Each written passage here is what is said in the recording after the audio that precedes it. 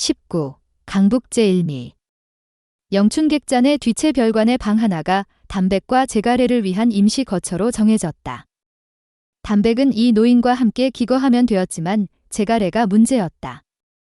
방 하나라도 아껴 장사를 하려는 영춘의 불퉁한 입이 담백이 내민 금덩이에 쏙 들어갔다. 그리고 그 천하에서 가장 도도하고 무서운 일꾼이 영춘에게 물었다. 난 앞으로 무슨 일을 하면 되느냐? 영춘은 자신도 모르게 그냥 살려만 주세요라고 대답할 뻔하였다. 그냥 이곳으로 나오지만 않으시면. 영춘의 대답이 채 끝나기도 전에 담백은 차갑게 돌아서 들어가 버렸다. 휴. 요즘 들어 하루에 10년씩 늙어가는 영춘이었다.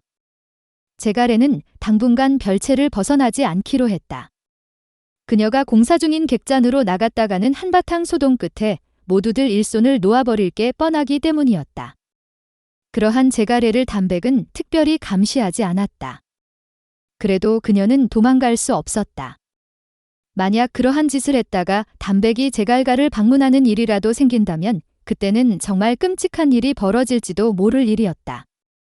강호사 대세가의 하나이자 영춘객잔보다 그 인원이나 규모가 수백 수천 배는 큰 제갈가였지만 그 후원에서 장작을 패는 사람 중에는 담백의 공격을 건막으로 막아낼 사람이 없기 때문이었다. 어쨌든 제가래는 영춘객잔 내의 자유로운 포로였다. 담백과 이 노인이 나무하는 것을 핑계로 선안사로 출발하자 구석에 숨어있던 후고와 종대가 모습을 드러냈다. 저짜리 몽땅한 영감이 그렇게 강합니까? 종대가 담백이 저 멀리 사라졌음에도 조심스럽게 물었다. 밤새 후고에게 세뇌당하다시피 담백의 무서움에 대해 들었기 때문이다. 한마디로 까불면 바로 죽는다. 후고가 한마디로 담백을 정해 내리자 종대가 목을 움켜쥐며 말했다. 사부보다 더 강할까요? 더 강할 것 같은데. 헉. 설마요. 적어도 우리 사부는 함부로 사람을 죽이지는 않잖아. 근데 저 영감은 달라. 지나가다가도 그냥 콱. 후고가 두 손가락을 구부려 종대의 눈을 찌르려 하자 종대가 기겁하며 피했다. 어서 빨리 무공을 배워야겠어요. 그래야겠다. 경공부터 가르쳐 달라고 해야겠어요. 여차하면 튀어야죠. 종대의 말에 후고가 진지하게 고개를 끄덕였다. 그 말은 분명 일리가 있는 것이었다. 후고와 종대가 어떻게 하면 담백의 눈을 피해 한시라도 빨리 절세의 무공을 배울 것인가에 대해 고민을 나누고 있을 때 그런 그들을 보며 또 다른 작은 작전회의가 열리고 있었다. 바로 복대와 아평이었다. 후고와 종대가 담백을 보며 기겁하듯이 복대와 아평이 두려워하는 상대는 바로 후고와 종대였다. 복대와 아평에게 담백은 그저 이 노인의 친구 정도로 여겨졌고 실제로도 그러했다. 아무리 담백의 성격이 차갑고 잔인해도 이 노인이 일하는 객잔의 조무래기 점소이들에게 손쓸 담백이 아니었다. 결국 실질적인 무서움의 정도는 후고와 종대가 훨씬 더 컸다. 천리 박호랑이보다 눈앞의 살쾡이가 더 무서운 법이었다. 사부님이 저 아저씨들에게 무공을 가르쳐 줄까? 아평이 혹시라도 말소리가 그들에게로 새어나갈까 숨까지 죽여가며 물었다. 글쎄. 그럼 어떻게 되는 거야? 과연 저들까지 무공을 배우게 된다면 모두들 사형제가 되는 것이 아닌가? 후고 사형. 생각만 해도 끔찍한 일이었다. 형, 무서워. 괜찮아. 내가 있잖아. 전혀 위안이 못 되는 복대의 큰 소리에 아평이 여전히 두려운 듯 조심스럽게 말했다. 혹시 사부님의 무공을 독차지하려고 우리를. 아평이 말을 채 끝내지 못한 채 부들부들 떨었다. 자신이 말을 꺼냈지만 생각만 해도 너무 무서웠던 것이다. 그 말에 지켜주겠다는 복대의 손이 더 떨리기 시작했다. 그렇게 영춘객잔 내에 보이지 않는 암투가 한창 벌어지고 있던 그때 아연은 생사의 갈림길에 서 있었다. 찰나의 순간 아연은 많은 것을 볼 수 있었다. 기억할 수 있는 가장 어렸을 때의 모습이 떠올랐다. 아마 4살 무렵인 것 같았다. 그녀는 방에서 혼자 놀고 있었다. 부모님이 일을 나가시고 나면 어린 시절 그녀는 언제나 혼자였다. 다시 시간이 조금 지나며 어린 동생을 업고 부모님이 일하시는 밭으로 달려가는 모습이 떠올랐다. 아마 7살 무렵이리라. 시간은 다시 흘렀다. 이번에는 엄마 일을 도와 뒤에서 수레를 미는 9살 때의 모습이 보였다. 우연히 보게 된 무인에게 열병을 앓던 14살 사춘기의 모습도 보였다. 시간은 계속 흘러 드디어 우이를 보는 순간이 되었다. 주방으로 고개를 들이밀던 우이와 시선이 마주치던 그 순간 그에게서 어떤 운명을 느꼈다. 14살 두근거림이 100배는 커져서 다시 그녀의 심장을 두드리는 순간이었다. 슈! 그에게 떨어지던 새파랗게 날이 선도끼 날이 그녀의 머리 위로 날아온다고 느끼는 순간 시간은 다시 흘러가기 시작했다. 눈을 떴을 때에는 자신을 덮치는 거대한 마차가 눈에 들어왔다. 잠시 전. 객잔 수리가 이제 막 끝나고 몰려드는 피곤함의 아연은 객잔 앞 의자에 앉아 나른한 기지개를 켜고 있었다. 시장 사람들의 도움으로 일은 생각보다 빨리 끝날 것 같았다. 적어도 오늘 저녁이나 늦어도 내일은 문을 열 수 있을 것 같았다. 영추는 연신 싱글벙글이었다. 두두두두. 그때 시장통을 휘젓는 말발굽 소리가 들려왔다. 그리고 귀를 찢는 비명 소리. 아. 아연이 고개를 돌렸을 때 객잔 앞에서 팥죽을 파는 오씨 할머니의 6살 난 손자 아룡을 거대한 사두마차가 덮치고 있었던 것이다. 본능적으로 아연이 몸을 날렸다. 이미 구하기는 늦었다고 생각되었지만 눈앞에서 6살 난 아이가 짓눌려 죽게 되는 것을 두고 볼 수만은 없었다. 아용을 감싸 안으면서 그녀는 어렸을 때부터 지금까지의 자신의 삶을 순간적으로 모두 볼 수 있었던 것이다. 미안해요. 순간 그녀는 자신이 죽는다는 두려움보다 우이에 대한 아쉬움과 미안함이 앞섰다. 이제 막 시작한 사랑이었다. 제대로 사랑다운 사랑 한 번 못 해보고 이렇게 끝난다는 것이 너무나 아쉬웠다. 내가 너무 큰 욕심을 부려 하늘이 벌을 주시는 거로구나. 휘. 그 순간 그녀는 몸이 공중으로 붕 하고 날아오르는 것을 느꼈다. 아용을 품 안에 안은 채 그녀가 하늘로 날아올랐다. 누군가 자신을 안아서 날아올랐던 것이다. 자신의 발 아래로 새하얀 말의 갈기가 휘날리며 지나갔다. 다시 마차의 지붕이 지나가는 것이 보였다. 어떻게 된 거지? 그녀가 나비처럼 사뿐히 땅바닥으로 내려섰다. 그녀의 품에서 아용이 내려섰다. 아용아. 오씨가 미친 듯이 손자를 부르며 달려왔다. 아용은 할머니가 왜 눈물을 흘리는지, 왜 이리 아프도록 힘껏 안아주는지 이유도 모른 채 여전히 방실거리고 있었다. 그 모습을 지켜본 몇몇 시장 상인들이 안도의 한숨을 내쉬었다. 아연이 고개를 돌리자 우이가 굳은 얼굴로 서 있었다.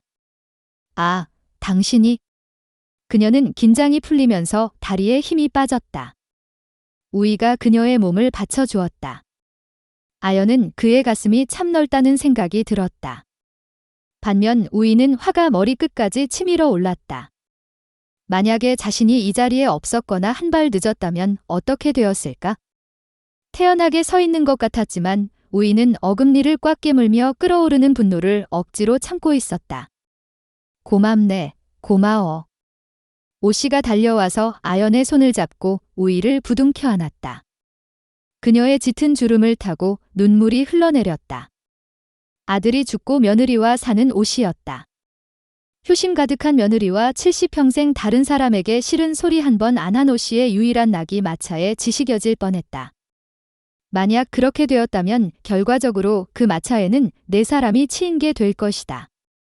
죽은 아들이 40 넘어 본 늦둥이를 눈앞에서 보낸다면 오씨나 그 며느리는 결코 남은 생을 살아갈 자신이 없을 것이기 때문이었다. 히잉.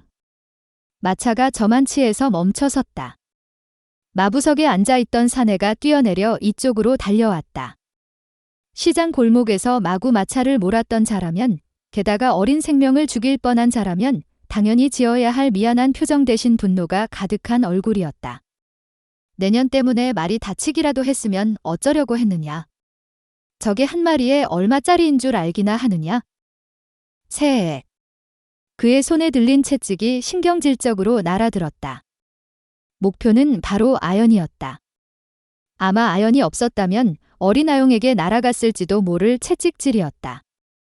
그러나 아무 소리도 나지 않았다. 그 채찍의 끝을 우이가 무서운 표정으로 쥐고 있었던 것이다. 이놈이 죽고 싶은 개냐? 오씨가 달려나온 것은 바로 그때였다.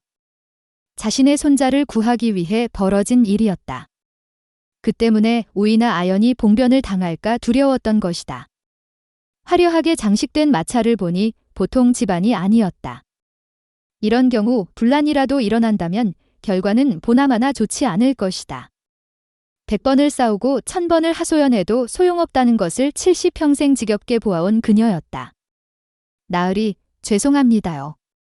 늙은 노파의 안타까운 몸짓은 사내의 발길질에 채어 뒤로 넘어졌다. 우이에 짙은 두 눈썹이 꿈틀거리는 순간 누군가 그 사내를 덮쳐갔다. 이런 개호로 새끼. 욕설이 채 사내의 귓속에 박히기도 전에 사내의 얼굴이 떡이 돼서 날아갔다. 누군가 맹렬히 달려와 그의 얼굴에 박치기를 한 것이다. 종대였다. 웅성거리는 소리의 바깥을 내다보던 종대가 대충 돌아가던 사정을 단박에 알아차렸다. 그리고 그는 미래의 사부님 앞에서 개과천선한 자신의 의협심을 보여줄 기회를 놓치지 않았던 것이다. 마부사내가 마차에 부딪혀 쓰러졌다. 기익. 드디어 마차 문이 열렸다. 그리고 그 개호로 새끼의 주인이 마차에서 내렸다. 종대의 입이 떡 벌어졌다.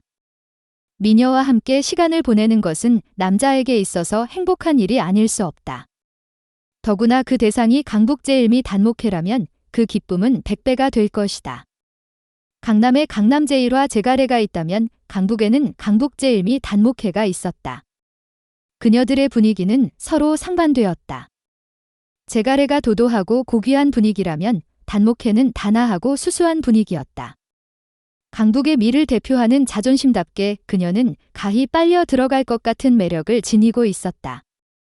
비록 면사로 얼굴의 반을 가리고 있었지만 작은 천조각으로 그녀의 아름다움을 모두 가릴 수는 없었다. 그런 의미에서 공야방은 참으로 행복한 사내가 아닐 수 없었다.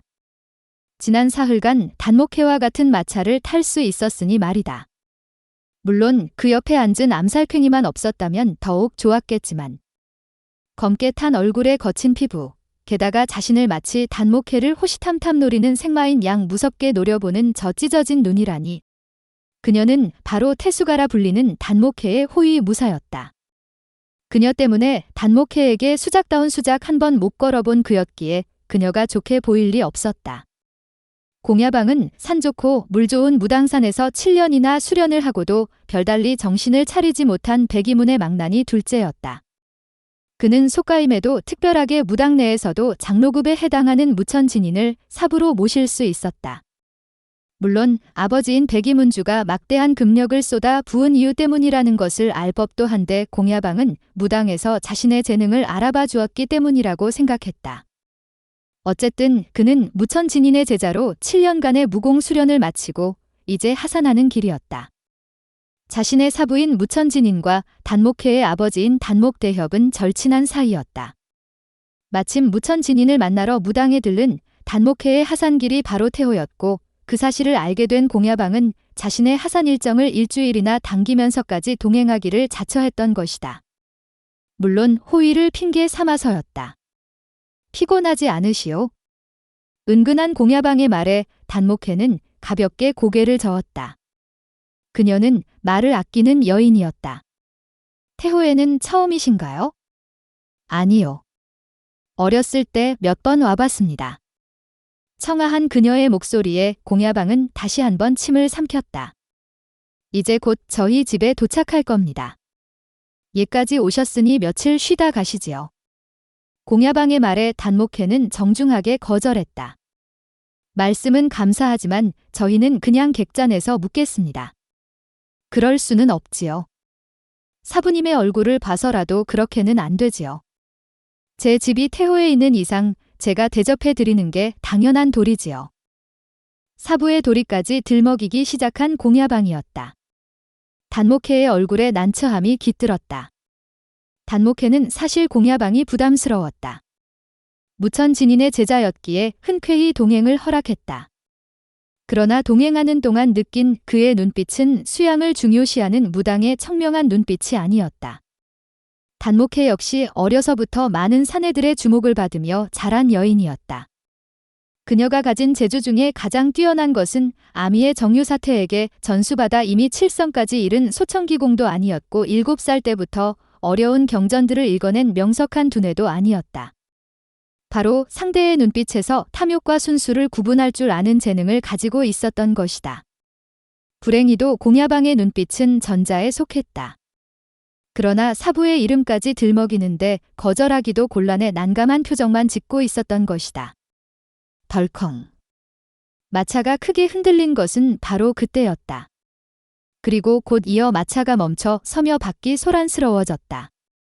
공야방은 인상을 찌푸리지 않을 수 없었다.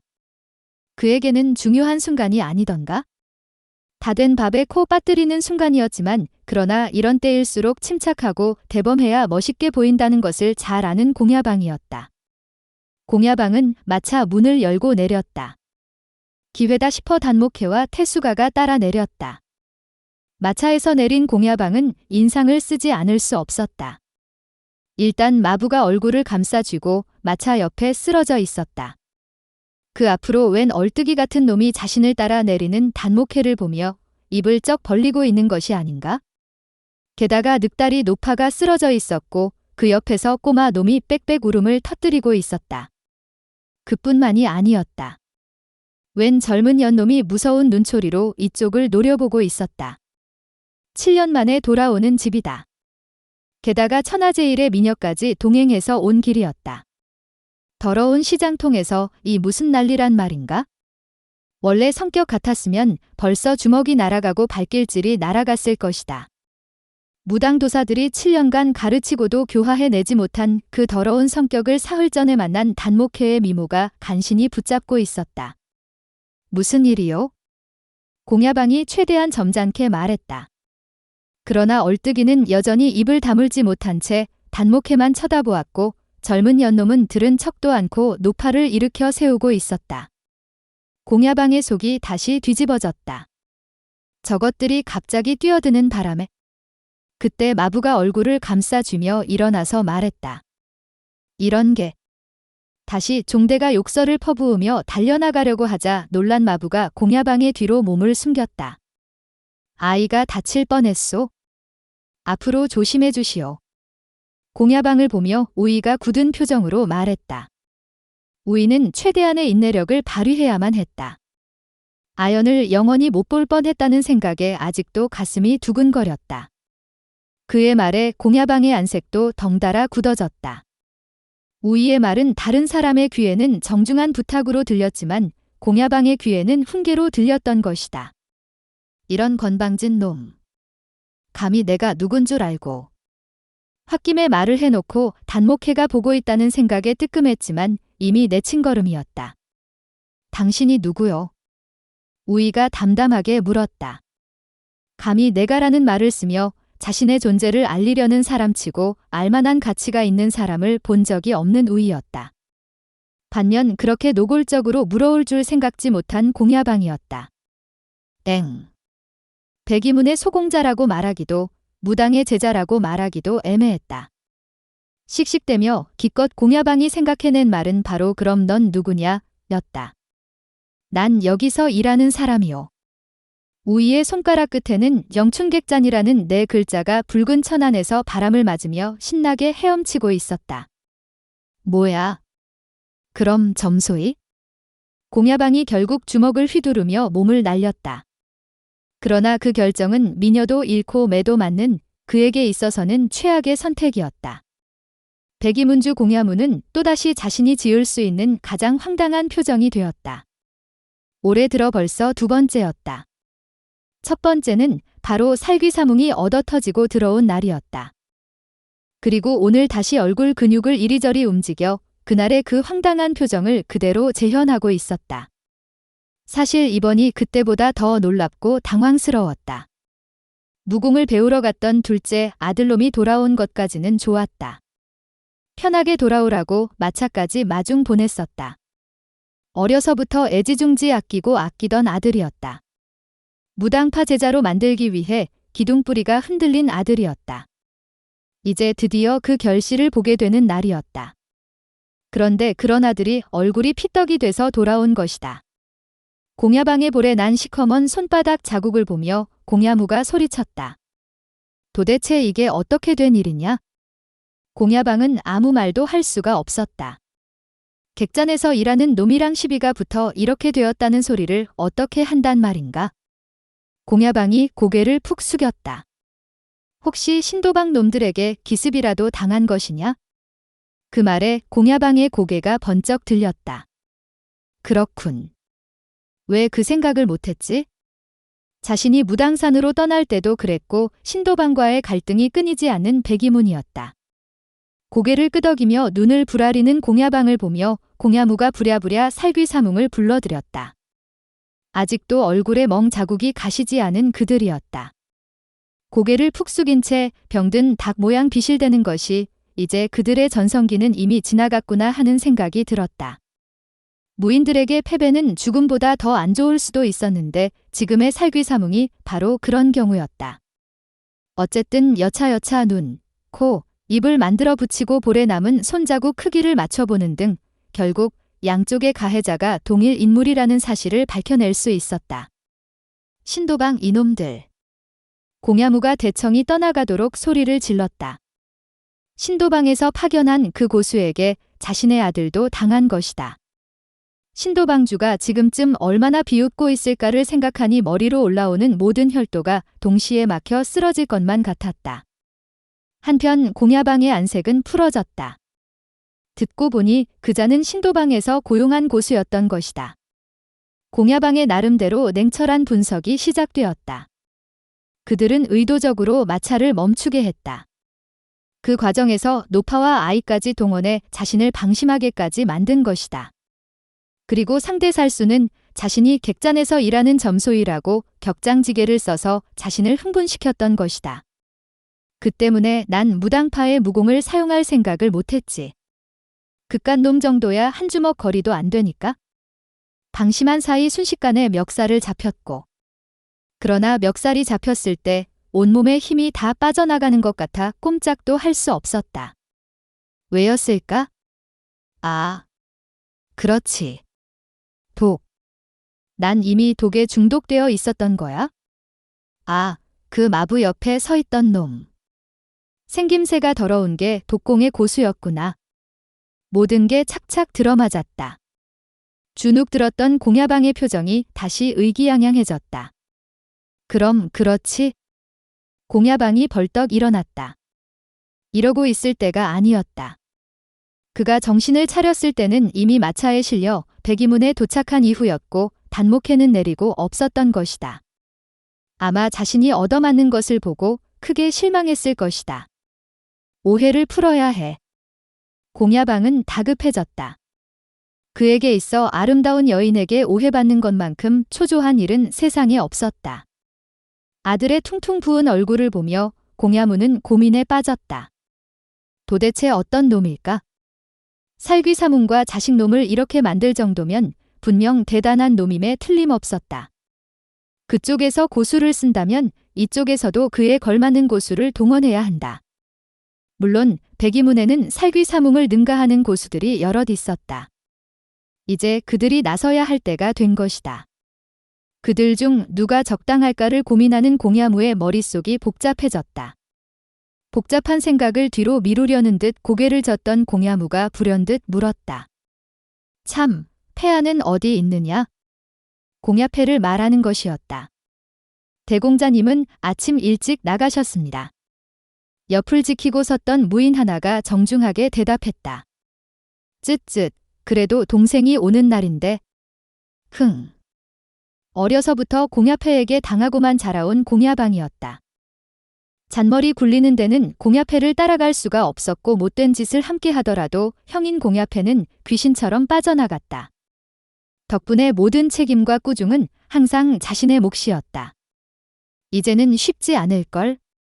제 아무리 잔머리를 잘 굴린다지만 무당 제자인 자신에게는 이제 안 통할 것이다. 강호는 뭐니 해도 힘센 놈이 최고가 아닌가? 이제 바야흐로 자신의 시대가 시작된 것이다. 공야방은 기분이 좋아져서 한껏 웃었지만 이내 비명을 질러야 했다. 온통 멍투성이의 얼굴은 그에게 웃음을 허용하지 않았던 것이다. 두고 보자. 자신의 시대가 열리는 첫날부터 공야방의 발음은 새고 있었다. 태수가는 그녀를 이해할 수 없었다. 아니, 조금은 이해할 수 있었다. 그 느물거리던 공야방을 호쾌하게 두들겨 패준 사내. 그 순간 태수가는 10년간 목구멍을 간지리던 가시가 뽑히면 이런 기분이지 않을까 하는 생각이 들었다. 아마 정도의 차이야 있겠지만 단목회 역시 비슷한 기분을 느꼈을 것이다.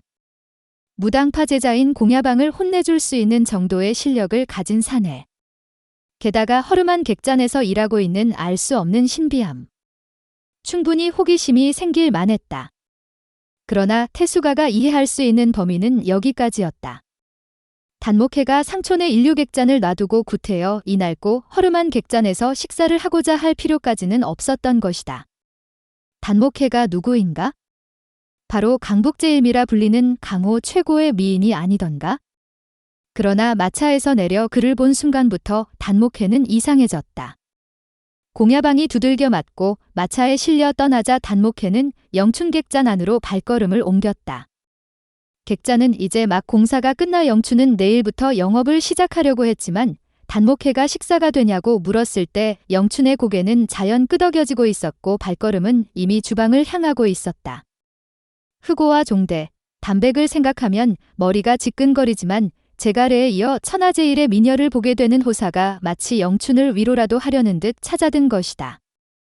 복대와 아평은 벌써부터 난리였다. 제가래가 더 아름다운가 단목회가 더 아름다운가로 입씨름이 벌어졌다. 귀 얇고 줏대 없는 우리의 복대는 순식간에 제가래를 배신하고 단목회의 손을 들어주었다. 어린 나이지만 아평은 그래도 제가래가 훨씬 더 예쁘다면서 일편단심을 보였다. 복대와 아평은 서로 심부름을 하려 앞장섰고 바로는 주방에서 고개를 내민 채 눈을 떼지 못했다. 그런 시선들은 이미 익숙한 듯 단목회와 태수가는 별달리 신경도 쓰지 않았다. 이제 막 내부 수리를 마친 가게 안은 나무 향기가 진하게 배어 있었다. 탁자를 내려다보던 단목회의 시선에 이체가 감돌았다. 단목회는 손을 뻗어 탁자를 천천히 만졌다. 태수가는 그녀가 무슨 이유로 그러는지 알 수 없었다. 그녀는 아주 신중하게 탁자의 결을 느끼고 있었던 것이다. 저녁은 뭘로 드릴까요? 영춘은 부러운 눈으로 탁자를 내려다보며 그녀에게 물었다. 담백과 함께 왔던 그 여인에 비해 지금의 여인도 전혀 손색이 없다는 생각이 들었다. 오히려 얼굴을 반쯤 가린 면사가 궁금증을 자극해서 그녀를 더욱 신비롭고 아름답게 만들어주고 있었다. 소고기 볶음이과 만두, 그리고 술 한 병 주세요. 이미 주방에서는 소고기를 볶기 시작했을 것이다. 아까부터 이곳만 훔쳐보던 다로가 자신이 낼 수 있는 모든 실력을 다 동원해서 요리를 만들고 있을 것이다. 혹여 자신의 간이라도 뺏어 넣을까 걱정될 정도로 열성이었다. 돌아서 가려는 영춘을 단목회가 불러 세웠다. 뭐 좀 여쭤봐도 될까요? 뭐든 물어보시구려. 이 탁자에 쓰인 나무 어디서 난 거죠? 영춘은 예상 못한 물음에 머리를 극적였다. 엥. 그건 왜 물으시나? 순간 태수가의 인상이 일그러지자 놀란 영춘이 황급히 대답했다. 우이가 구해왔으니 그에게 물어보면 알 거요. 우이. 방금 우이라고 했나요? 단목회가 자리에서 벌떡 일어나며 말했다. 그때 별채 쪽 입구에서 우이가 들어왔다. 아, 마침 저기 오는구려. 불러드릴까? 됐어요. 우이를 멍하니 바라보며 단목회가 넋 나간 사람처럼 말했다. 그런 그녀의 행동에 태수가는 고개를 갸웃거렸다. 자신이 아는 단목회는 결코 쓸데없는 짓을 하는 사람이 아니었다. 탁자를 만져보았을 때 그녀는 무엇인가를 알아낸 것이다. 오늘 저녁은 시장분들을 초대하는 게 어떨까요? 그동안 고생한 분들에게 대접은 해야지요. 객잔으로 들어서며 우이는 말했다. 좋은 생각이네. 모두 불러야지. 영춘은 신이 나서 밖으로 달려나갔다. 그런 영춘을 보며 우이는 미소를 지었다.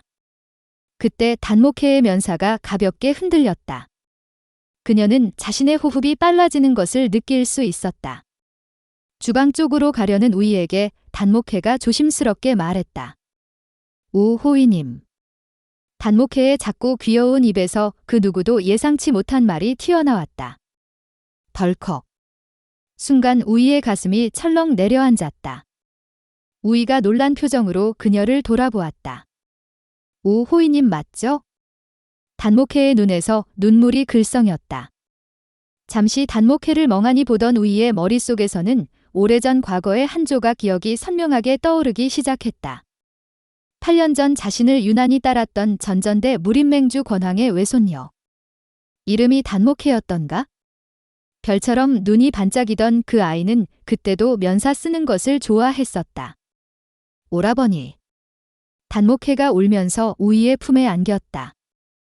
영춘과 객잔 식구들의 입에서 부러움인지 질투인지 모를 괴성이 터져나왔다. 주방을 나오던 아연이 그 모습을 보았다.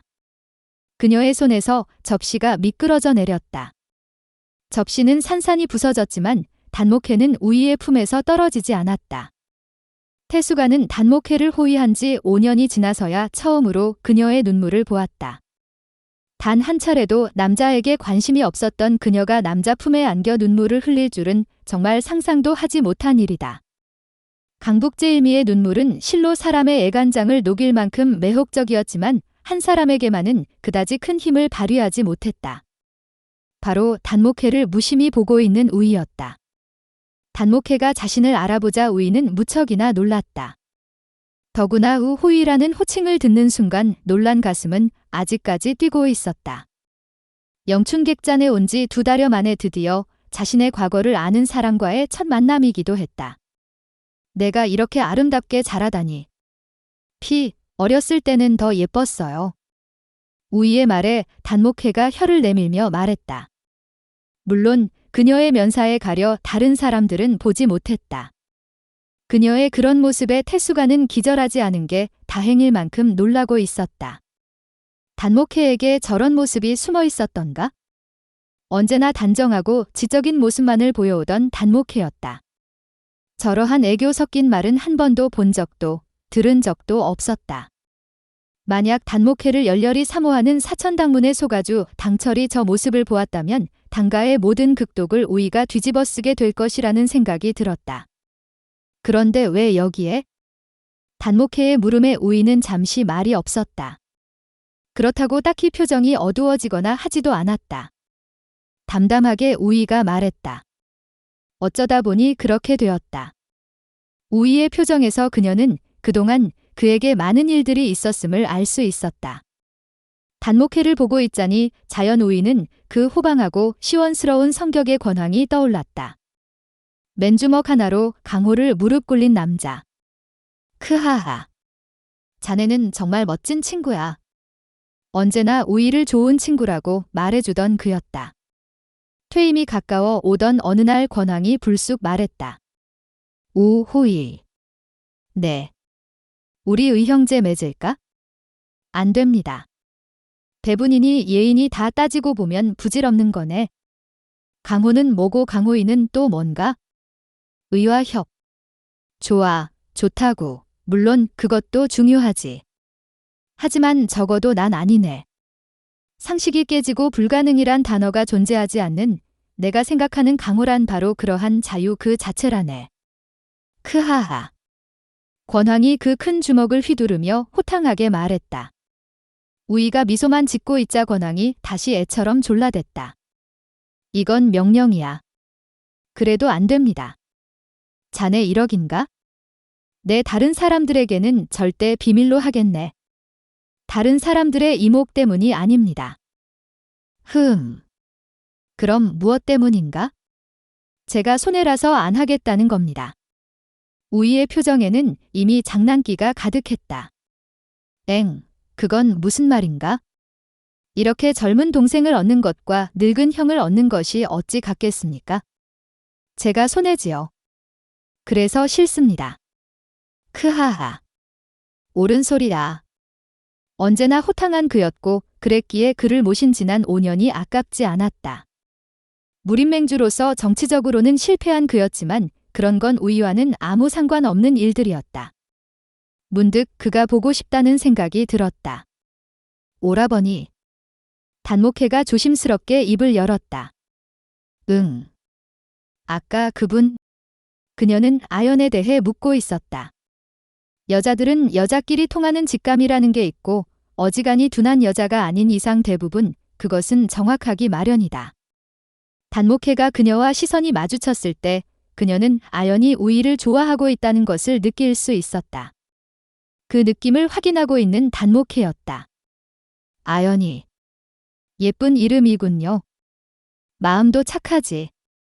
우이의 말에 단목회의 눈빛이 반짝 빛났다. 혹시 오라버니께서 좋아하시는 분인가요? 우이는 긍정도, 부정도 하지 않았다. 하지만 그의 밝은 표정에서 단목회는 그가 그녀를 좋아하고 있다는 것을 느낄 수 있었다. 그녀의 가슴이 아릿하게 쓰려왔다. 어린 시절 그녀는 친구가 없었다. 무림맹주의 외손녀라는 제약은 그녀에게서 진정한 친구란 것을 빼앗아갔다. 언제나 조심스런 삶이었다. 그런 그녀가 외할아버지를 만나러 무림맹을 찾았을 때 그곳에서 우이를 보게 되었다. 따뜻하고 맑은 눈빛으로 자신을 번쩍 안아주던 그는 어린 단목회에게 오빠이자 친구였고 그리고 그녀도 모르는 사이에 자리 잡게 된 그녀의 첫사랑이기도 했다. 외할아버지가 맹주를 퇴임하고 난 뒤 우이를 볼 기회가 거의 없게 되었지만 그녀의 마음속에는 언제나 그가 자리 잡고 있었던 것이다. 마차에서 내려 처음 우이를 보았을 때 그녀는 정말로 숨이 멎는 줄 알았다. 처음에는 잘못 본 게 아닐까 했다. 비슷한 사람일 거라고 생각했다. 우이가 저런 차림으로 이곳에 있을 리가 없었기 때문이다. 그러나 영춘객잔의 탁자를 보는 순간 그가 바로 우이였다는 확신이 들었다. 탁자는 초절정의 고수의 검에 의해 잘려졌다는 것을 알 수 있었던 것이다. 그 순간 아까 보았던 그가 자신이 알고 있는 우이가 분명하다는 확신이 들었던 것이다. 단목회는 우이를 정면으로 볼 수 없었다. 심장이 두근거려 견딜 수 없었기 때문이다. 그러나 그런 마음도 몰라주고 우이는 그저 8년 전 어린 동생을 보는 그 눈빛 그대로 자신을 보고 있었다. 태호에는 왜 온 거냐? 우이의 물음에 단목회의 얼굴이 어두워졌다. 그 순간 우이는 그녀에게 어떠한 문제가 생겼다는 것을 알 수 있었다. 여기서 누구를 만나기로 했어요? 힘없는 단목회의 말에 우이는 그녀가 무엇인가 감추고 있다는 것을 알았지만 내색은 하지 않았다. 참, 아까 그자와는? 공야방을 말하는 것이었다. 단목회의 아미가 찡그려졌다. 우연히 동행하게 됐을 뿐 상관없는 사람이에요. 그 말에 우이가 안심이 된다는 표정을 지었다.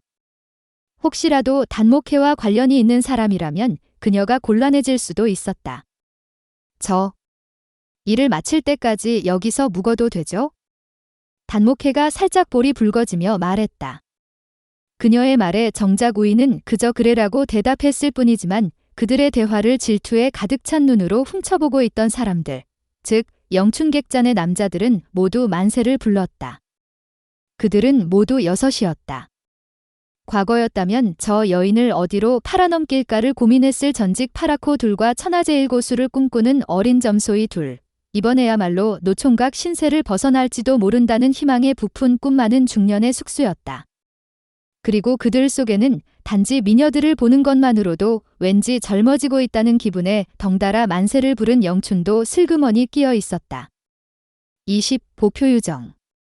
마치 눈물로써 죽은 이를 데려올 수 있다고 믿는 사람처럼 신도방주의 딸 화경은 어미의 무덤 앞에서 울고 또 울었다. 한참을 그렇게 울던 화경이 자리에서 일어났다. 이런 날이면 그녀가 어김없이 찾는 곳이 있었다. 바로 고갯마루의 그 국수집이었다. 오늘도 화경은 어김없이 그곳으로 발걸음을 향했고 그녀가 천막에 도착했을 무렵에는 이미 그녀의 눈물은 말라 있었다. 그 뒤를 언제나처럼 비영이 말없이 따르고 있었다. 중년 여인은 오늘 또다시 곤욕을 치르게 되리라. 그러나 비영은 그러한 화경을 그저 묵묵히 지켜볼 수밖에 없었다. 천막 안으로 화경을 따라 들어서던 비영이 흠칫 놀랐다. 뒷덜미를 타고 올라오는 차갑고도 이질적인 느낌. 묘한 위화감이 비영을 엄습했다. 비영의 눈이 날카롭게 실내를 살피기 시작했다. 구석에서 국수를 먹고 있는 사내 5, 옆에 놓인 커다란 짐들로 봐서는 뜨내기 장사꾼들이었다. 그리고 구석에 홀로 등을 돌린 채 국수를 먹고 있는 사내 하나, 그들이 들어서자 평소와 변함없는 중년 여인의 표정. 모든 것이 평상시와 다름없는 모습이었다. 그런데 왜지, 이 기분은? 분명 알 수 없는 위기감이 비영을 흔들어 깨우고 있었다. 이런 기분이 든 날에는 틀림없이 큰일이 벌어졌다. 화경은 다른 날보다 더 침울한 표정으로 여인에게 말했다. 국수 줘. 곧 바닥에 쏟아질 국수였지만 언제나 그렇듯이 여인은 정성껏 국수를 만들기 시작했다. 화경을 바라보는 그녀의 표정은 언제나 애틋했다. 화경이 아무리 못살게 굴어도 결코 싫은 내색을 하지 않았다. 친딸이라고 해도 참기 힘들 것 같은 발악이었지만 그저 여인은 화경을 안타깝게 여길 뿐이었다. 우리 아빠 좋아하지? 불쑥 화경이 물었다. 그런 화경에게 여인은 담담한 미소만 지어 보였다. 좋아하면 혼인해. 이제 반대 안 할게. 힘없이 화경이 말했다. 중년 여인이 깜짝 놀라 고개를 들었다. 지금껏 단 한 번도 이런 이야기를 꺼낸 적이 없는 화경이었다. 난 상관없어. 어차피 난. 화경은 말을 맺지 못했다. 비영은 다른 때 같았으면 화경을 억지로 끌고 나갔을 것이다. 그러나 평소와는 다른 화경의 행동에 잠시 망설이고 있었다. 그럴 수는 없어요, 아가씨. 여인이 국수를 내놓으며 말했다. 그녀의 말에 이번에는 화경이 깜짝 놀랐다. 평소 아무 말도 하지 않던 그녀가 오늘 대답을 한 것이다. 왜? 아빠가 싫어.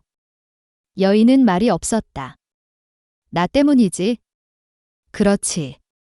화경이 흥분된 목소리로 말했다. 잠시 화경을 말없이 바라보던 여인이 이제는 때가 되었다는 표정으로 입을 열었다. 전 예전에 이미 혼인했던 몸이고 아직도 그 사람을 잊지 못하고 있답니다. 여인의 말에 화경이 벌떡 일어났다. 그 사실 우리 아빠도 알고 있어? 화경이 떨리는 목소리로 묻자 여인이 조용히 고개를 끄덕였다. 뭐야? 알고 있으면서도 아줌마를 좋아하는 거야? 화경의 고개가 숙여졌다. 모든 여자들은 당연히 아버지를 좋아할 것이고 선택권은 항상 아버지에게 있다고 생각해온 화경이었다. 아버지는 태호 사람들이라면 감히 정면으로 쳐다보지도 못하는 신도방주였다. 자신만이 유일하게 아버지를 미워할 자격이 있다고 생각했다. 지금껏 이 여인도 아버지를 좋아하고 있다고 생각했다. 자신이 반대해왔기 때문에 아버지와 이 여인이 자신의 눈치만 보고 있다고 생각했다. 산을 내려오면서 그녀는 큰 마음을 먹었다. 무덤 속의 엄마에게 허락도 받았다. 그냥 허락해주자.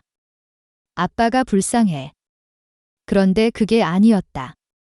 바보 같아. 화경이 갑자기 국수 그릇을 바닥으로 던졌다. 조금씩 녹아내리던 화경의 마음이 다시 국수가락처럼 얽혀 바닥에 흩뿌려졌다. 국수나 파는 주제에 여인은 아무 말도 하지 않았다. 어린 그녀가 그러한 것을 이해할 거라 생각하지 않았다.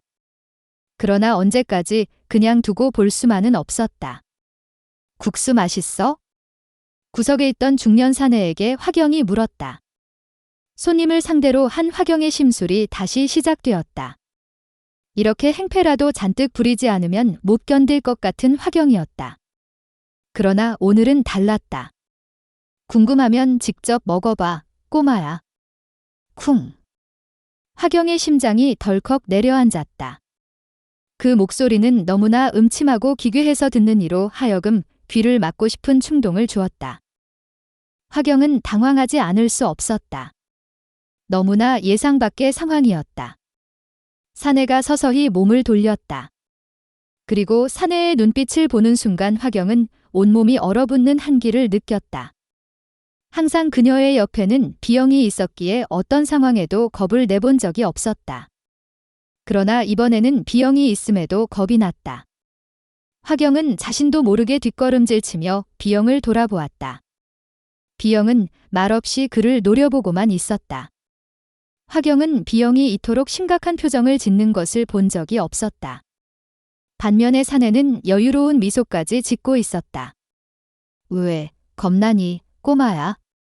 질그릇 깨지는 목소리를 내며 사내가 국수 그릇을 화경에게 내밀었다. 비영의 옷자락을 움켜쥐는 화경의 손이 덜덜 떨렸다. 이것이었구나.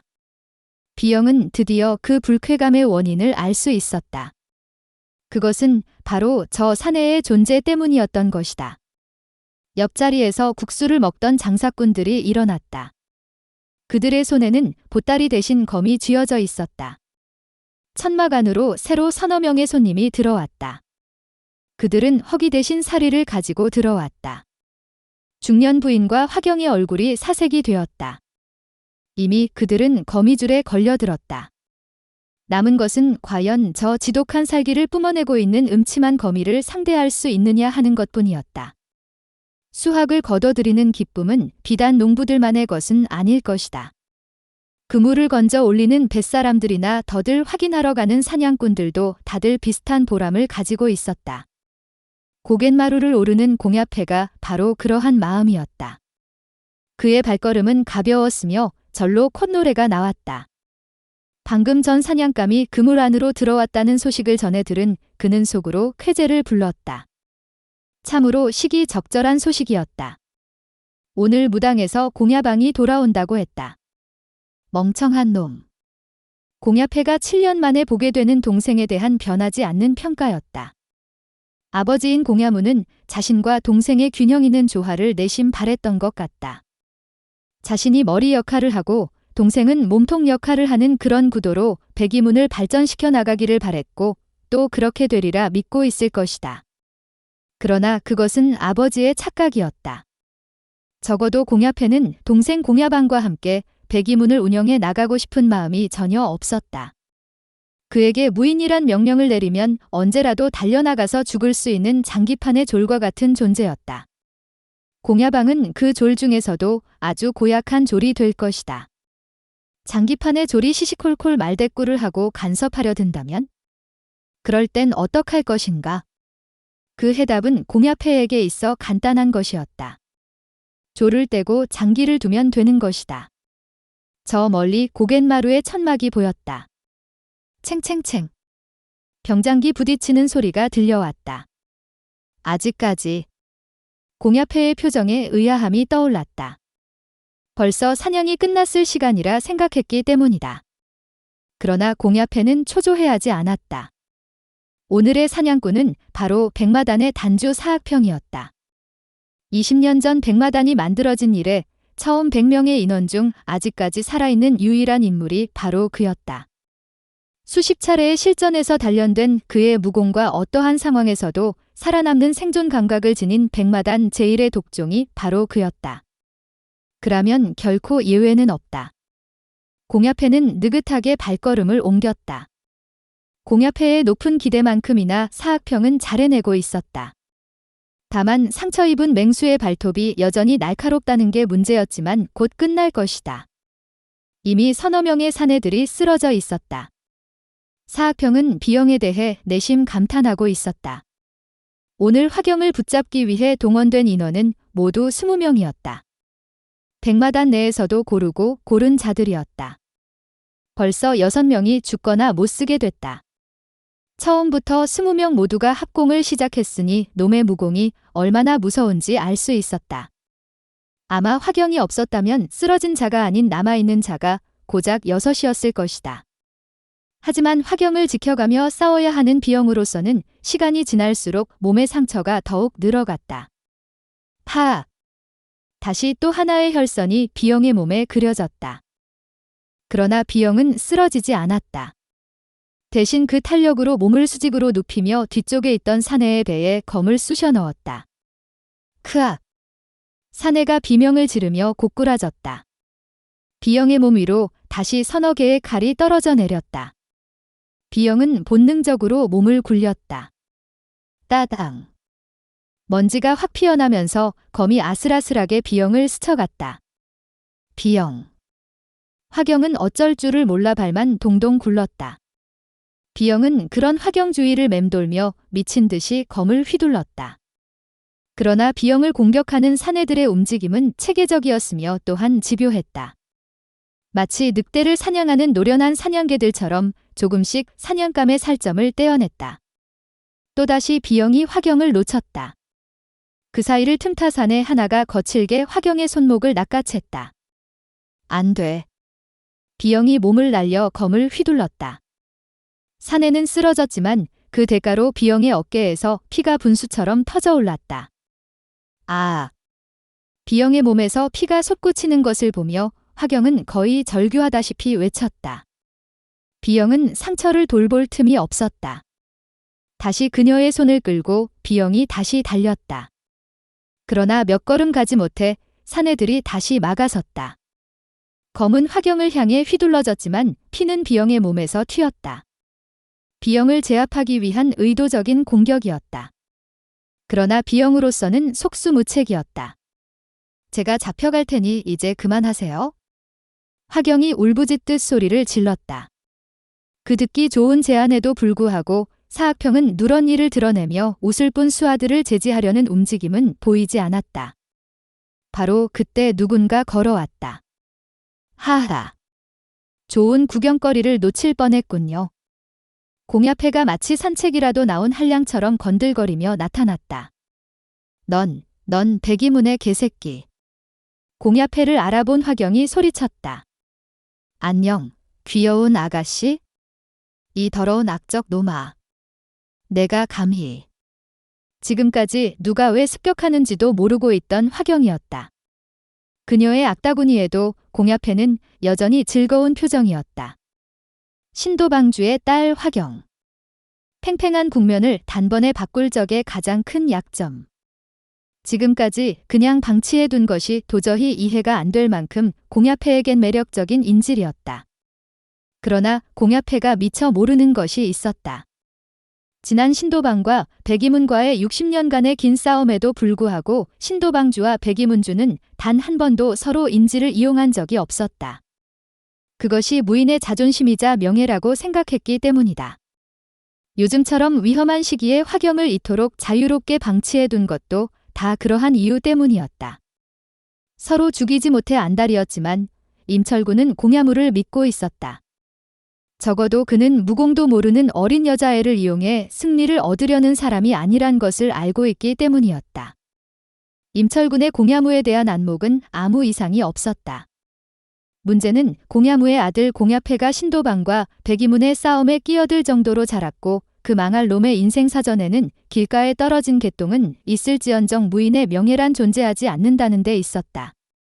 사람에게는 적어도 한 번은 인생을 바꿀 기회가 찾아오기 마련이다. 대부분의 사람들은 그 기회가 자신에게 온 것조차 모른 채 기회를 놓쳐버리고 만다. 혹 운 좋게도 그 기회를 잡아 모든 것을 건다 해도 한순간의 실수나 욕심에 모든 것을 그르쳐 버리는 경우가 많았다. 비영에게도 그러한 기회가 왔었다. 다행히 비영은 그러한 기회가 자신에게 왔다는 것도 알았고 실수를 하지도 욕심을 부리지도 않았다. 그러나 비영은 끝내 자신의 인생을 바꾸지 못했다. 화경을 호위한 지 3년이 되던 해 비영에게 남해건문의 전대문주의 제자가 될 기회가 찾아왔다. 신도방이라는 이류방파의 철부지 여자아이의 보표와 남해건문 전대문주의 제자는 애초부터 비교의 대상이 아니었다. 한마디로 그에게 있어 기연이라 할 수 있는 일이었다. 떠나겠다는 말을 하려던 날 공교롭게도 화경이 손목에 칼을 댔다. 어미를 잃은 슬픔과 일에 미친 아비의 무관심 때문이었다. 그때 화경의 나이 고작 9이었다. 결국 비영은 화경을 떠나지 못했다. 만약 그때 떠났다면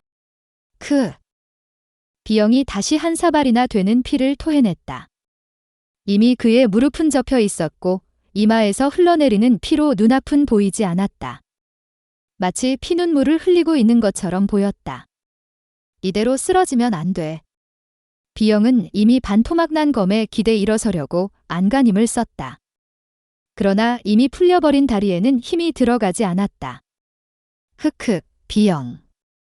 화경이 달려와 그를 부축해 안았다. 비영이 그녀의 손을 뿌리쳤다. 홀로 일어나려고 애썼지만 몸은 말을 듣지 않았다. 이제 사내들은 더 이상 공격하지도 않았고 그런 그녀를 제지하지도 않았다. 이제 비영이 더 이상 저항할 힘이 없다는 것을 알았기 때문이다. 가세요. 어서 가세요. 미안해. 나 때문이야. 그동안 내가 잘못했어. 내가 잘못했어. 화경이 비영의 얼굴에 흘러내리는 핏물을 닦으며 미친 듯이 외쳤다.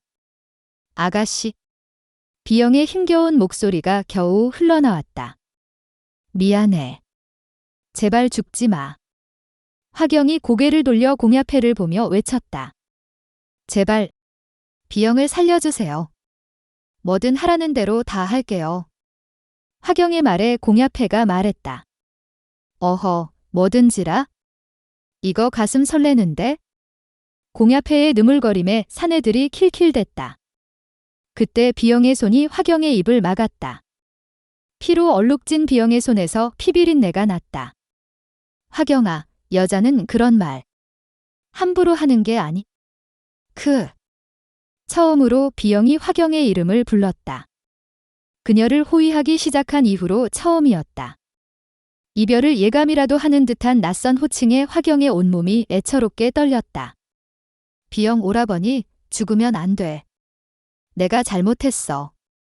제발. 혈도를 제압당한 채 한 옆에 아무렇게나 던져진 중년 여인의 눈에서 안타까운 눈물이 흘러내렸다. 짝짝. 그 모습을 지켜보던 공야패가 박수를 2번 치며 앞으로 나섰다.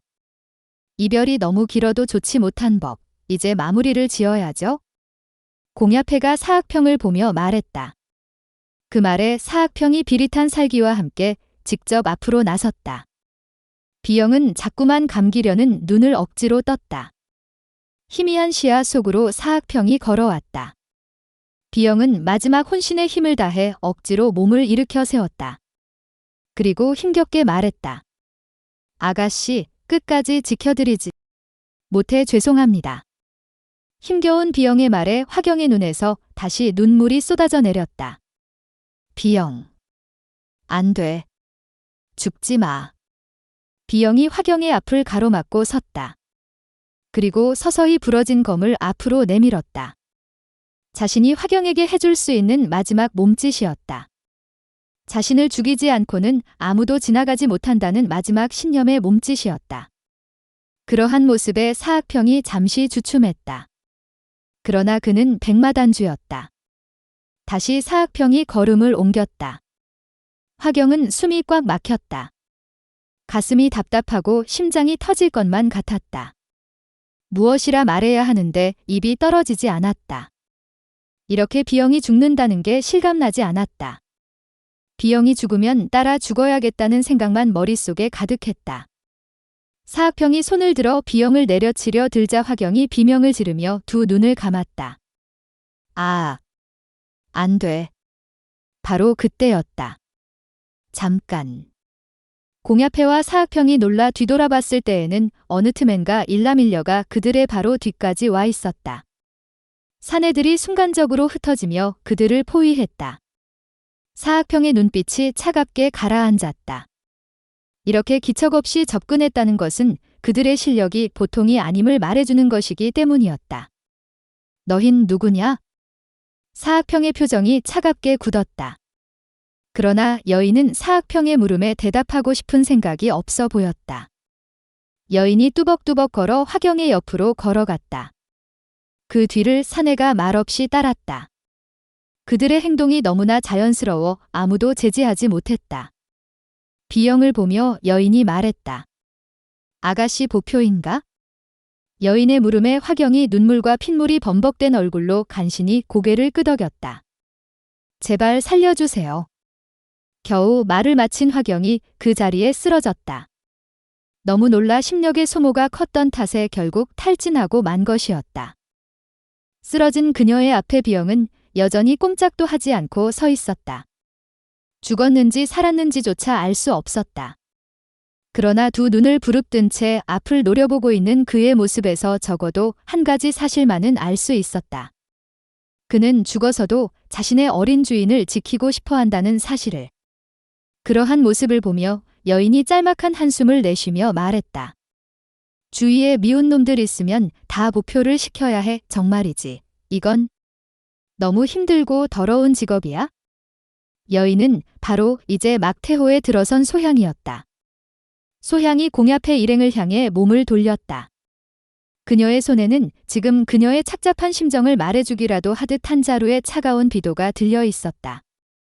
그런 그녀의 뒤에서 위지천이 말없이 웃고 있었다.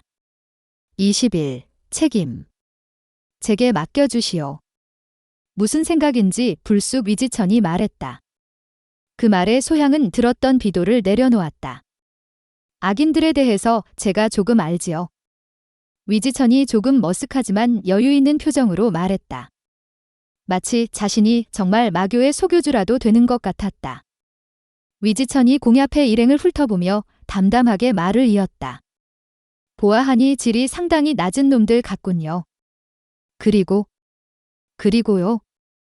어차피 그쪽은 이들을 다 죽여버릴 만큼 독한 것 같지도 않고. 위지천의 말에 소향이 살짝 인상을 찡그렸다. 저에 대해서 잘 아는 듯이 말하는군요. 그녀의 그러한 반응을 예상이라도 한 사람처럼 위지천이 활짝 웃으며 말했다. 하하, 그럴 리가 있겠소? 다만 이런 일은 제게 더 잘 어울릴 것 같고. 그보다 저 친구 지금 당장 도움이 좀 필요할 것 같군요. 위지천이 비영을 쳐다보며 말했다. 소향이 보기에도 비영은 너무나 위태로운 상태였다. 아무래도 저 친구의 몸은 제 도움을 원하지 않을 것이요. 자신의 무공 내력이 다르다는 것을 말하는 것이었다. 도대체 저 사람의 진정한 정체가 무엇일까? 알 수 없는 사람. 소향이 위지천을 향해 가볍게 고개를 한번 끄덕이고는 이내 비영에게로 몸을 돌렸다. 소향이 비영을 억지로 앉혔다. 그의 몸은 이미 굳어가기 시작했고 숨결은 거의 느껴지지 않았다. 소향이 황급히 비영의 몸에 내력을 불어넣으려다 잠시 행동을 멈추고는 위지천에게 말했다. 다 죽일 생각인가요? 소향의 말에 위지천이 살짝 미소를 지었다. 자신에게 맡겨두라는 표정이었다. 위지천의 무공 실력이라면 이미 알고 있는 바, 맡겨두어도 될 것이다. 소향이 눈을 감고 비영을 치료하기 시작했다. 그러한 두 사람의 행동을 지켜보던 사학평의 표정이 더욱 굳어졌다. 두 남녀의 등장에서부터 사학평은 상대가 보통 고수가 아님을 한눈에 알아보았다. 열댓 명의 백마단원들이 포위를 한 채 호시탐탐 공격 명령만을 기다리고 있는 상태가 아닌가? 이 상황에서의 저러한 여유란 강호에서 단 한 가지만을 의미할 뿐이다. 그만한 실력이 있다는 것. 사학평은 순간 오늘의 일에 모든 백마단원을 동원하지 않은 것을 후회했다. 그러나 이내 고개를 가로저었다. 백마단원 전원이 그들을 둘러쌌다고 해도 저들의 여유는 변함없을 것 같다는 생각이 들었기 때문이다. 사학평의 긴장된 표정에서 공야패는 오늘 일은 이미 그르쳤다는 것을 깨달을 수 있었다. 포위하고 있지만 마치 포위당하고 있는 듯한 백마단원들의 불안한 표정 역시 그것을 잘 말해주고 있었다. 재수없게도 지나가던 고수들이 개입한 것이다. 그것도 백마단주조차 상대하기 힘든 고수가. 운이 좋구나. 공야패가 쓰러져 있는 화경을 보며 아쉬운 입맛을 다셨다. 다 잡은 물고기가 이제 막 소나귀에서 미끄러져 나가는 순간이었다. 아쉽지만 할 수 없는 노릇이다. 아무리 아까운 고기라도 목숨보다 귀할 순 없으니까. 이제 무사히 이 일을 마무리 짓는 일만 남았다. 제법 불안한 상황임에도 공야패는 여유로웠다. 우연히 지나치던 정의의 협객을 자처하는 풋내기 둘 정도는 자신이 충분히 상대할 수 있다고 믿었기 때문이다. 협을 내세우는 이들은 결코 함부로 사람을 해치지 않는다. 쓸데없이 간섭하고 준엄하게 타이르는 데서 삶의 보람을 느끼는 족속들이 아닌가? 적당히 그 협행에 대한 자존심만 채워주면 자신들은 무사히 이곳에서 빠져나갈 수 있을 것이다. 그러나 그 지나가던 풋내기 협객은 예상 밖의 말을 던졌다. 책임자 둘만 남고 모두 사라져라. 지금껏 여인에게 말하던 목소리가 마치 겨울눈을 녹이는 따뜻한 봄바람과 같았다면 지금의 목소리는 북해빈궁의 뒷산을 휘몰아치는 세찬 겨울바람과도 같았다. 그 말에 주위에 있던 모든 백마단원들이 자신도 모르게 찔끔 한 걸음 뒤로 물러섰다. 목소리를 듣는 것만으로도 절로 공포심이 생겼던 것이다. 조금 전까지만 해도 어떻게 한번 잘 붙어보면 가능성이 있지 않을까 혹시나 하는 기대감을 내심 가졌던 그들이었다. 그러나 위지천의 목소리를 듣는 순간 온몸에 힘이 쭉 빠져나가는 것을 느꼈다.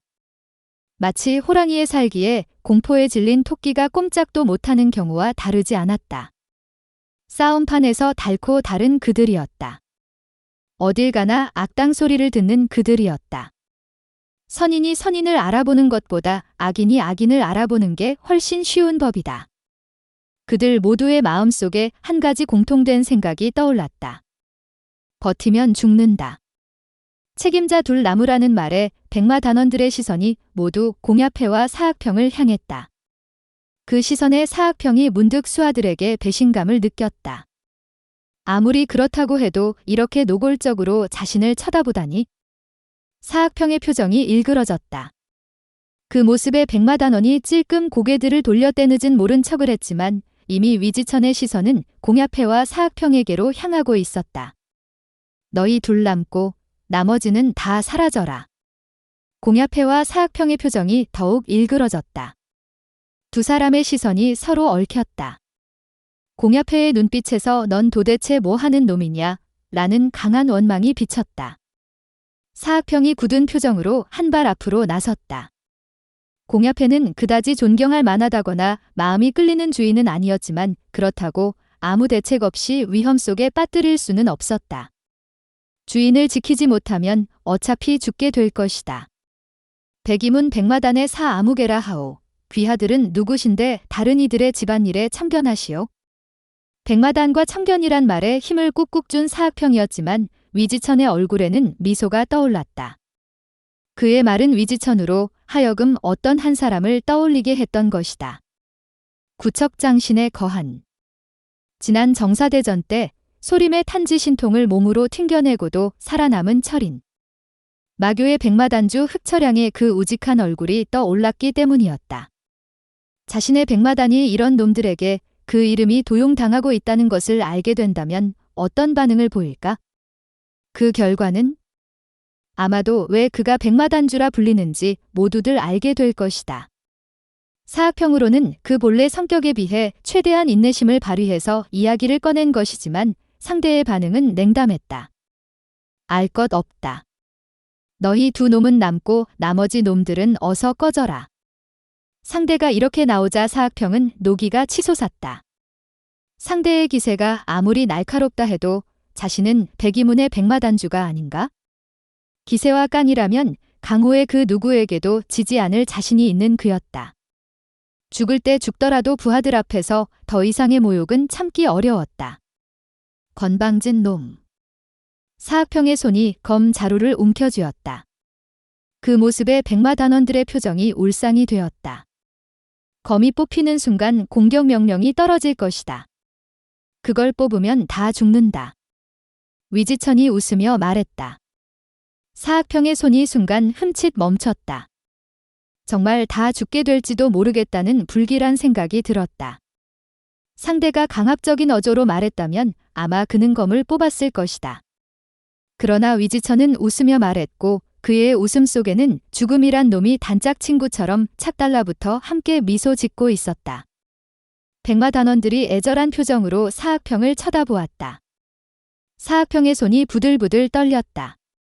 자존심과 목숨 사이에서 처절한 갈등을 하던 사학평을 구해준 것은 바로 공야패였다.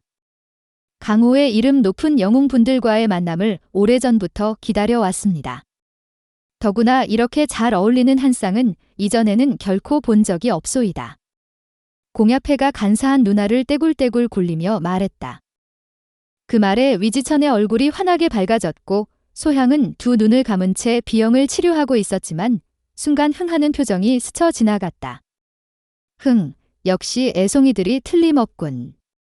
공야패는 대충 두 사람의 관계를 짐작할 수 있었다. 두 사람은 명문가의 사형제 사이일 것이다.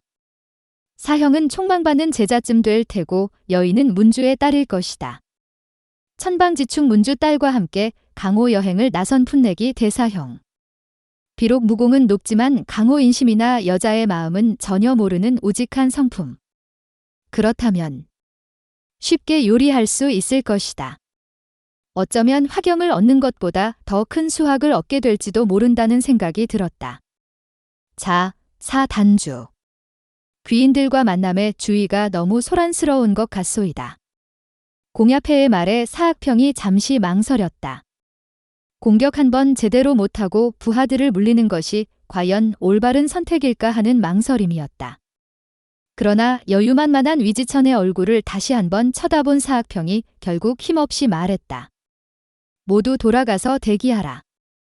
사학평의 말에 백마단원들이 뒤도 돌아보지 않고 백이문으로 내달렸다. 덤으로 새로운 목숨을 얻은 듯한 날렵한 발걸음이었다. 한심한 것들. 사학평은 그러한 수하들의 뒷모습을 보면서 분노가 치밀어 올랐지만 일단 침착함을 유지하려고 애썼다. 자, 그럼 이제 객잔으로 가서 술이라도.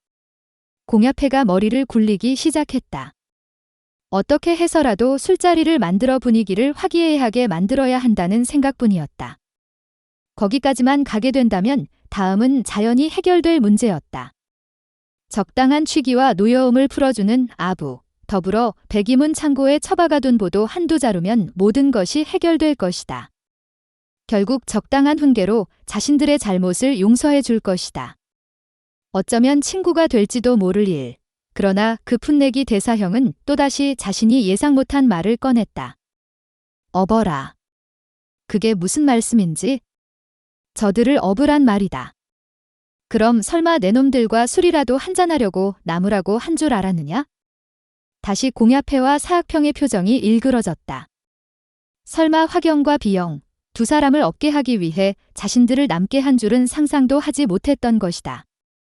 그것은 자신들을 벌주기 위해서라든가 아니면 인질로 삼기 위해서라던가 하는 이유보다 더욱 치욕적이었다. 당신 생각 밖으로 거칠군요. 막 치료를 끝낸 소향이 자리에서 일어나며 위지천에게 말했다. 이마에 땀방울이 맺혔지만 그녀의 밝은 표정으로 봐서 사내가 생명의 위기를 넘겼다는 것을 알 수 있었다. 소향의 말에 위지천이 조금 억울하다는 표정이 되었다. 아, 그렇게 보였나요? 원래 이런 질 나쁜 놈들은 좀 거칠게 다루는 게 편해서 그랬습니다만. 변명할 필요 없어요. 관심 없으니까요. 그게 아닌데. 소향의 태도에 위지천은 더욱 난처한 표정이 되었다. 그런 위지천의 반응에 소향은 피식 웃음이 나오려는 것을 억지로 참았다. 두 사람의 대화를 듣고 있던 사학평이 결국 참지 못하고 칼을 뽑아 들었다. 으아. 도저히 못 참겠다. 도대체 내 놈이 얼마나... 사학평은 말을 끝까지 마칠 수가 없었다. 얼굴을 부여쥐고 뒤로 날아가야만 했기 때문이었다. 나쁜 놈들을 제대로 다루려다 소향에게 거친 인상을 심어준 것에 대한 분노까지 포함된 위지천의 주먹이었다. 크에. 부러진 이를 뱉어내는 사학평의 얼굴에 다시 한번 발길질이 날아갔다. 사학평이 비명을 지르며 다시 쓰러졌다. 상대의 움직임을 전혀 볼 수 없었다. 날아드는 주먹은 얼굴을 가격당하는 순간이 되어서야 그 존재가 느껴졌다. 그렇다면 결론은 하나였다. 상대의 무위가 자신에 비해 압도적으로 높다는 것이다. 크악. 제발. 이렇게 아픈 주먹은 처음이었다. 수많은 싸움을 해온 그였지만 이렇게 일방적으로 맞은 것도 처음이었다. 정말 맞아 죽는다는 것이 어떤 것인지 알 것 같은 매질이었다. 정신없이 두들겨 맞던 사학평이 얼굴을 감싸쥐고 미친 듯이 한 곳을 향해 뒹굴었다. 놓쳐버린 검을 줍기 위해서도 아니었고 그렇다고 도망을 위한 퇴로를 향해서도 아니었다. 그곳은 바로 화경과 비영이 쓰러져 있던 곳이었다. 그리고 사학평은 이제 막 위기를 넘겨 얼굴에 화색이 돌기 시작한 비영을 두말 않고 업었다. 그는 비영과 화경 중에 비영을 업을 수밖에 없었다. 그 이유는 이미 공야패가 화경을 등에 업은 채 공손하게 서 있었기 때문이다. 공야패는 사학평이 그를 보기 시작한 지난 20년 이래 가장 착한 표정으로 서 있었다. 아마 갓난아기 때에도 이런 천진난만한 표정은 짓지 않았던 것으로 기억되었다. 사학평이 맞기 시작한 순간 공야패가 선택한 행동은 바로 화경에게로 달려가 냉큼 그녀를 업는 것이었다. 퉁퉁 부어오르기 시작한 사학평의 얼굴을 보며 공야패는 자신이 얼마나 현명한 인간인가를 다시 한번 깨달으며 희미한 미소를 지었다. 사학평이 그런 공야패를 어이없다는 표정으로 쳐다보았다. 그러나 곧 이어나온 위지천의 한마디에 공야패와 사학평의 입이 크게 벌어졌다. 이 아이의 집으로 가자. 네. 이들 집이라면 신도. 사학평이 자신도 모르게 말을 꺼냈다가 아차하는 심정으로 말문을 닫았지만 이미 늦었다. 그 모습에 위지천이 미소를 지으며 고개를 끄덕였다. 그 순간 그들은 이미 이들이 누구인지 모른다고 잡아떼기에 늦어버렸다는 것을 깨달았다. 물론 처음부터 모른다고 잡아떼도 속아줄 것 같은 호락호락한 상대도 아니었지만 어쨌든 그들로서는 신도방으로 간다는 것은 범아가리에 고개를 들이미는 것과 마찬가지였다. 너, 저 아이 납치하려고 했지? 그게 아니라 난 악당들을 상당히 좋아하는 사람이지만 악이라고 전부 같은 악은 아니야. 뭐라 변명을 못하고 우물쭈물거리는 공야패에게 위지천이 다시 말을 이었다. 자, 잘못을 했으면 책임을 지자. 멋있게. 가끔은 멋있게도 살아봐야지. 네. 위지천의 정신없이 쏟아지는 말에 공야패는 정신이 없었다. 알아들었다니 다행이군. 자, 가자. 하지만 그게 태어나서부터 나쁜 짓만 일삼던 공야패가 드디어 인자를 만난 것이다. 상대 역시 악당이 틀림없었다. 그것을 공야패는 본능적으로 느낄 수 있었다. 그러나 자신의 악과는 격이 달랐다. 왠지 진짜 악당을 만난 기분이 들었다. 우물쭈물하는 사이 위지천이 다시 팔을 휘두르며 이번에는 공야패에게 한 발짝 다가섰다.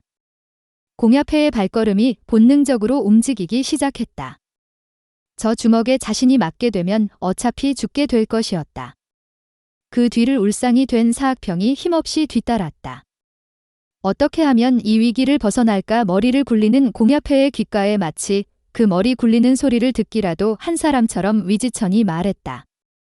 어차피 난 난폭한 남자로 찍혔으니 수작 부리고 싶으면 얼마든지 부려도 좋아. 우리야 길을 모르니까 다른 악당들이 북적대는 곳으로 데려가는 건 어때? 내 놈들 소굴도 괜찮겠네. 혹시 주머니 속에 독 같은 챙겨둔 거 있음 갑자기 확 부려보든지. 아니면 업고 있는 아이를 인질로 삼아 협박 한번 해보지 그래? 그 말에 소향이 소리내어 웃었다. 말이 많아진 위지천이 어쩐지 귀엽게 느껴졌기 때문이다. 그러나 반면 공야패는 가슴이 철렁 내려앉았다. 위지천의 제안은 귀가 솔깃할 만큼 듣기 좋은 것들이었지만 그중 어떤 것이라도 시도했다가는 자신의 삶이 그대로 끝장나고 말 거라는 공포감이 느껴졌기 때문이다. 공야패는 소향의 그 듣기 좋은 웃음소리가 마치 절벽으로 자신을 내모는 맹수의 울부짖음이라도 되는 것처럼 더욱 울상이 되어 신도방을 향해 무거운 발걸음을 옮겼다. 끄르르륵. 사내의 숨이 넘어갈 듯이 헐떡였다. 얼굴은 하얗게 사색이 되었고 두 팔은 허공을 향해 뻗은 채 부들부들 떨고 있었다. 크아. 다시 사내의 입에서 비명이 터져나왔고 그 소리는 신도방 지하 밀실의 단단한 철문 사이를 빠져나가 그곳을 지키던 두 명의 무인에게 전해졌다. 무슨 일이지? 콧수염을 기른 사내가 소리가 난 곳을 향해 느릿느릿 발걸음을 옮겼다. 혹시 모르니 조심해. 키 큰 사내의 말에 콧수염 사내가 들고 있던 단봉을 휘두르며 대답했다. 쟤까짓게 수작 부려봤자지.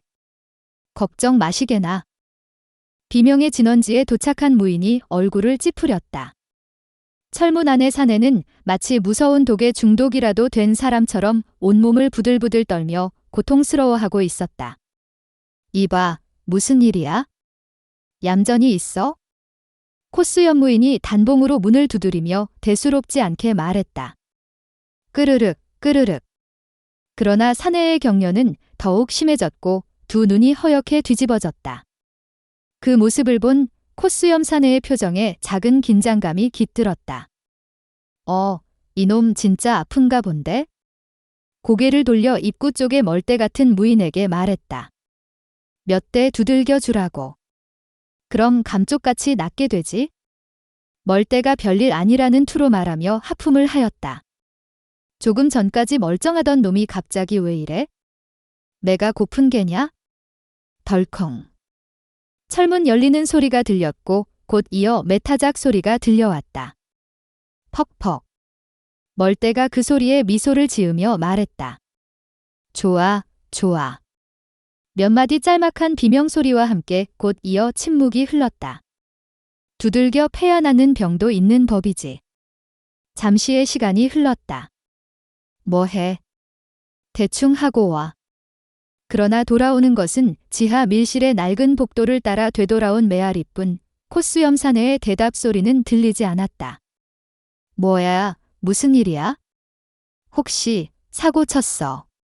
멀대가 황급히 코스염이 들어섰던 밀실로 달려갔다. 아니나 다를까 사내는 죽었는지 살았는지 꼼짝도 하지 않은 채 엎어져 있었고 그 앞으로 뒷걸음질을 치고 있는 코스염의 등이 보였다. 이런, 죽여버린 거야? 멀대 사내가 황급히 안으로 들어서며 쓰러진 사내를 뒤집었다. 순간 멀대 사내가 화들짝 놀라 뒤로 물러섰다. 쓰러져 있던 사내는 바로 코스염 사내였던 것이다. 이게 어떻게... 그럼... 무의식적으로 고개를 돌린 사내가 본 것은 매정하게 날아드는 주먹과 곧 이어 눈앞을 떠도는 몇 개의 별이었다. 두들겨 패야 나는 병 따윈 없어. 두 무인을 쓰러뜨린 사내가 나지막이 말했다. 그리고는 재빠르게 몸을 움직여 그들의 허리춤에서 열쇠를 찾아 문을 걸어 잠갔다. 그리고 그들이 지니고 있던 단봉도 챙겨들었다. 휴이 눈을 너무 까뒤집었더니 아프군. 짤막한 한숨을 쉬며 복도를 조심스럽게 걸어나가는 사내는 바로 남궁소천이었다. 남궁소천은 조심스럽게 복도를 따라 걸었다. 이 지하 밀실에 갇힌 지 며칠이 지났는지 몰랐다. 게다가 외부에서는 불빛 하나 새어 들어오지 않았기 때문에 지금이 낮인지 밤인지조차 알 수 없는 상태였다. 어떻게 되었을까? 남궁소천은 담닌이 걱정되었다. 신도방의 무사들에게 쫓기던 그들은 헤어지게 되었고 자신은 결국 그들에게 붙잡히고 말았던 것이다. 다행히 담백의 비급은 담닌이 가지고 있었고 이곳 지하 밀실에서 담닌을 볼 수 없었기에 그가 무사히 빠져나갔음을 짐작하고만 있었다. 제가래를 구해냈을까? 남궁소천이 궁금해하는 것은 그뿐만이 아니었다. 이곳 신도방에서 자신을 대하는 태도에도 여러 가지 의문이 들었다. 어떻게 된 일인지 첫날 몇 가지 조사만 받았을 뿐 별다른 고문을 받지 않았던 것이다. 단순한 침입자로 생각한 것일까? 그렇게 생각을 하더라도 이상한 점은 또 있었다. 자신이 무인임을 알면서도 점열조차 않고 이곳에 가두어 두었다. 왠지 자신을 조심스러워한다는 느낌이랄까? 어쨌든 조사받는 과정에서 남궁소천은 자신의 신분에 대해서는 조금도 밝히지 않았다. 무린맥 무사들은 사적인 일에 그 신분을 이용해서는 안 되는 규정이 있었고 자존심 강하고 고지식한 남궁소천이 그것을 어길 리는 없었던 것이다. 저벅저벅. 복도의 끝에서 또 다른 두 명의 무인들이 갑자기 나타났다. 누구냐? 그 순간 몸을 감추기에는 이미 늦었다는 것을 깨달은 남궁소천은 들고 있던 단봉을 던짐과 동시에 몸을 그들에게 날렸다. 퍼! 단봉에 맞은 사내가 몸을 뒤집으며 쓰러졌다. 탈출이다. 옆에 서 있던 사내가 고함을 지르며 단봉을 뽑아 들었을 때는 이미 남궁소천이 코앞까지 달려온 상태였다. 퍼! 남궁소천의 어깨를 이용한 몸통 박치기가 사내의 몸을 강타했다. 다시 비명소리가 복도에 울려 퍼졌다. 두 사람을 쓰러뜨리는 데는 성공했지만 이번에는 그 소리가 너무나 컸다. 복도 구석의 문이 열리면서 서너 명의 무인들이 튀어나왔다. 잡아라. 남궁소천이 몸을 돌려달리기 시작했다. 위사들이 대기하고 있는 방의 문이 열리면서 곳곳에서 위사들이 쏟아져 나왔다. 비. 곳곳에서 호각 소리가 울려 퍼졌다. 이런 젠장. 달리는 남궁소천의 입에서 지금껏 한 번도 해보지 않는 욕설이 튀어나왔다. 저쪽이다. 잡아라. 열댓 명의 사내들이 남궁소천의 뒤를 쫓고 있었다. 덜컹. 달리던 앞쪽의 문이 열렸고 순간 남궁소천의 몸이 날아올랐다. 퍽. 문을 열고 나오던 사내가 남궁소천의 발길질에 뒤로 날아갔다. 바닥에 내려서던 남궁소천이 다시 몸통으로 문을 강하게 밀어붙였다. 크악. 뒤따라 나오던 사내가 문에 부딪히면서 뒤로 쓰러졌다. 다시 남궁소천이 달리기 시작했다. 긴 꼬리를 달고 꼬부라진 복도를 이리저리 미친 듯이 뛰었다. 그리고 결국 밖으로 통하는 문을 찾아내었다. 엉거주춤 당황해 일어나는 문 앞의 위사를 향해 남궁소천의 발길질이 날아갔다. 그리고 문을 박차고 나간 남궁소천은 속으로 간절히 빌었다. 제발 밤이기를. 꽝. 그러나 문을 박차고 나선 남궁소천을 반긴 것은 강렬하게 내리쬐는 한낮의 뜨거운 햇살이었다. 남궁새가? 마시려고 들었던 찻잔을 입에 대지도 않고 다시 내려놓으며 임철군이 말했다. 평소 감정을 잘 드러내지 않는 그였지만 남궁새가라는 말에 꽤 놀란 듯 보였다. 남궁새가라고 했나? 임철군이 굳은 표정으로 다시 물었다. 네, 틀림없습니다. 그날 그자가 사용한 무공은 분명히 남궁새가의 비전 무공이었습니다. 백리준이 확신에 찬 얼굴로 나지막이 말했다. 백리준이라면 남궁새가의 무공을 제대로 못 알아볼 리 없었다. 그에게 신도방 제1군사라는 자리를 주고도 임철군은 미안해하고 있었다. 그만큼 그는 뛰어난 인재였다. 남궁새가의 사람이 왜 우리 신도방에 침입했을까? 그것은 아직 알 수가 없습니다. 그자는 일단 가둬뒀습니다. 임철군이 답답한 한숨을 내쉬었다. 남궁새가라면 신도방과는 비교할 수 없는 명문새가이다. 남궁새가가 관련된 일이라면 신중에 신중을 기해야만 했다. 그러한 임철군의 고민을 알기라도 한 것처럼 백리준이 말했다. 특별히 험하게 대하지 않았으니 크게 걱정하지 않으셔도 됩니다. 만약 일이 잘못되더라도 먼저 침입한 쪽은 그쪽이고 우린 몰랐다고 딱 잡아떼면 되니까요. 문제는 역시 왜 남궁새가가 개입했는가 하는 것이겠지요. 가장 유력한 추측은 역시 백이문이 남궁새가를 불러들였다고 볼 수 있습니다만 백리준의 말에 임철군이 고개를 가로저었다. 아니네, 아니야. 공야 그 영감이 비록 욕심이 많다 해도 남궁새가를 끌어들일 만큼 어리석지는 않지. 백리준 역시 그 점을 생각하고 있었다. 하지만 백리준이 이해할 수 없는 것은 이들은 분명 후고를 구하기 위해 침입한 자란 것이다. 물론 이 추측은 백리준의 착각이었지만 그로서는 그렇게 생각할 수밖에 없는 일이기도 했다. 백이문과 관련이 없다면 남궁새가에서 왜 후고를 구하러 온단 말인가? 백리준의 마음에는 백이문에서 남궁새가를 불러들인 것이 틀림없다는 확신이 커져가고 있었다. 따로 남궁새가 쪽에 사람을 보냈습니다. 그 말은 곧 첩자를 보냈다는 의미였다. 신중해야 하네. 말은 그렇게 했지만 임철군은 백리준을 굳게 믿고 있었다. 그러한 일을 소홀히 처리할 백리준이 아니었기 때문이다.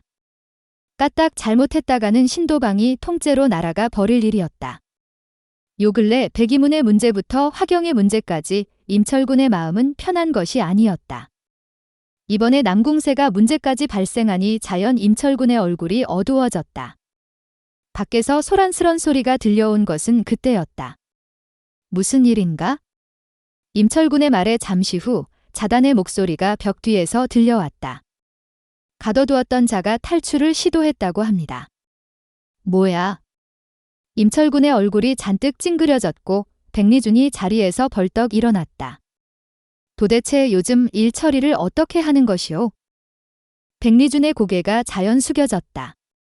이렇게 방의 단속이 허술해서야 강호의 모든 이들이 신도방에 잡혀가기를 희망하지 않겠소? 흑오의 탈출에 이어 또 다른 탈출 소동이었다. 임철구는 화가 치밀어 올랐지만 억지로 노기를 가라앉히며 나지막이 말했다.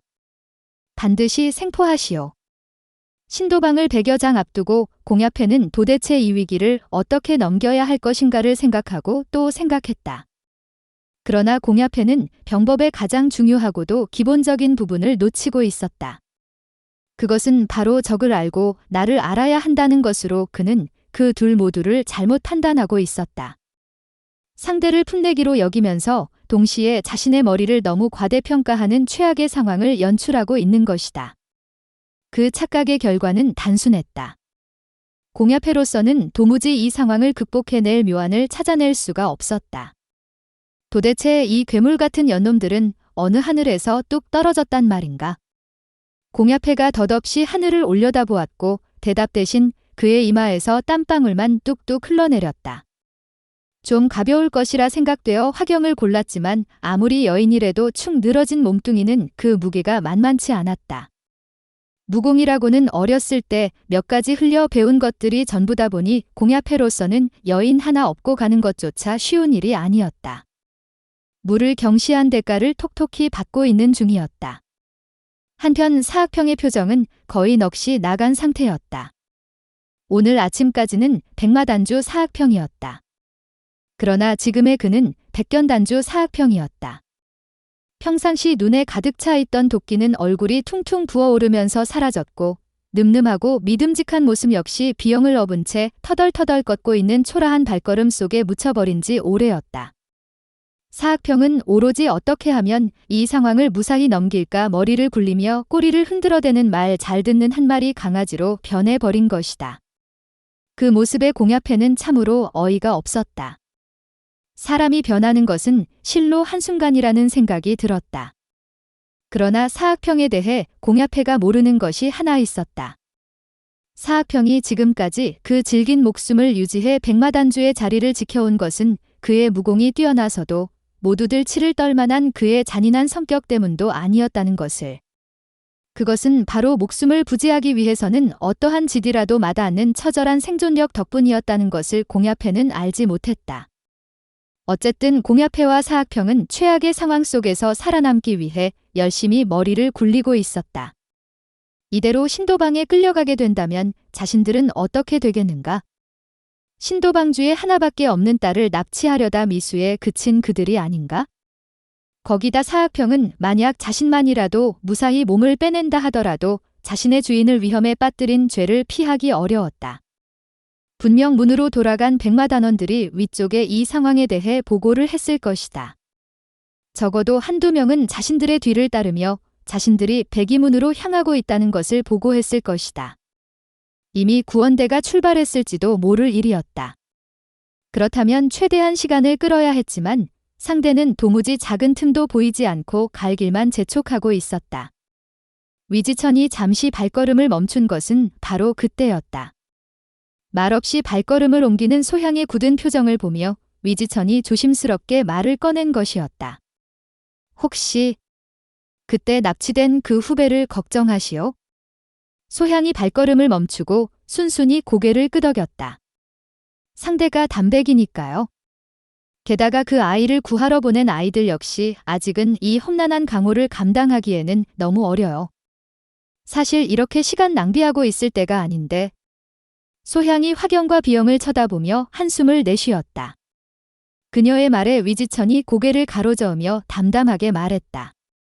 사람마다 타고난 운명은 서로 다른 법, 그들이 모두 한 사람에게 죽음을 당할 운명이라면 모를까, 무사할 것이오. 그러니 너무 걱정 마시오. 위지천의 말에 소향이 고개를 끄덕였다. 그의 말이 단순한 위로에 불과하다는 것을 알았지만 소향은 그 말에서 큰 위안을 얻을 수 있었다. 지금 그녀에게 가장 필요한 것이 바로 그러한 위로였다. 그런 소향을 향해 위지천이 미소를 지었다.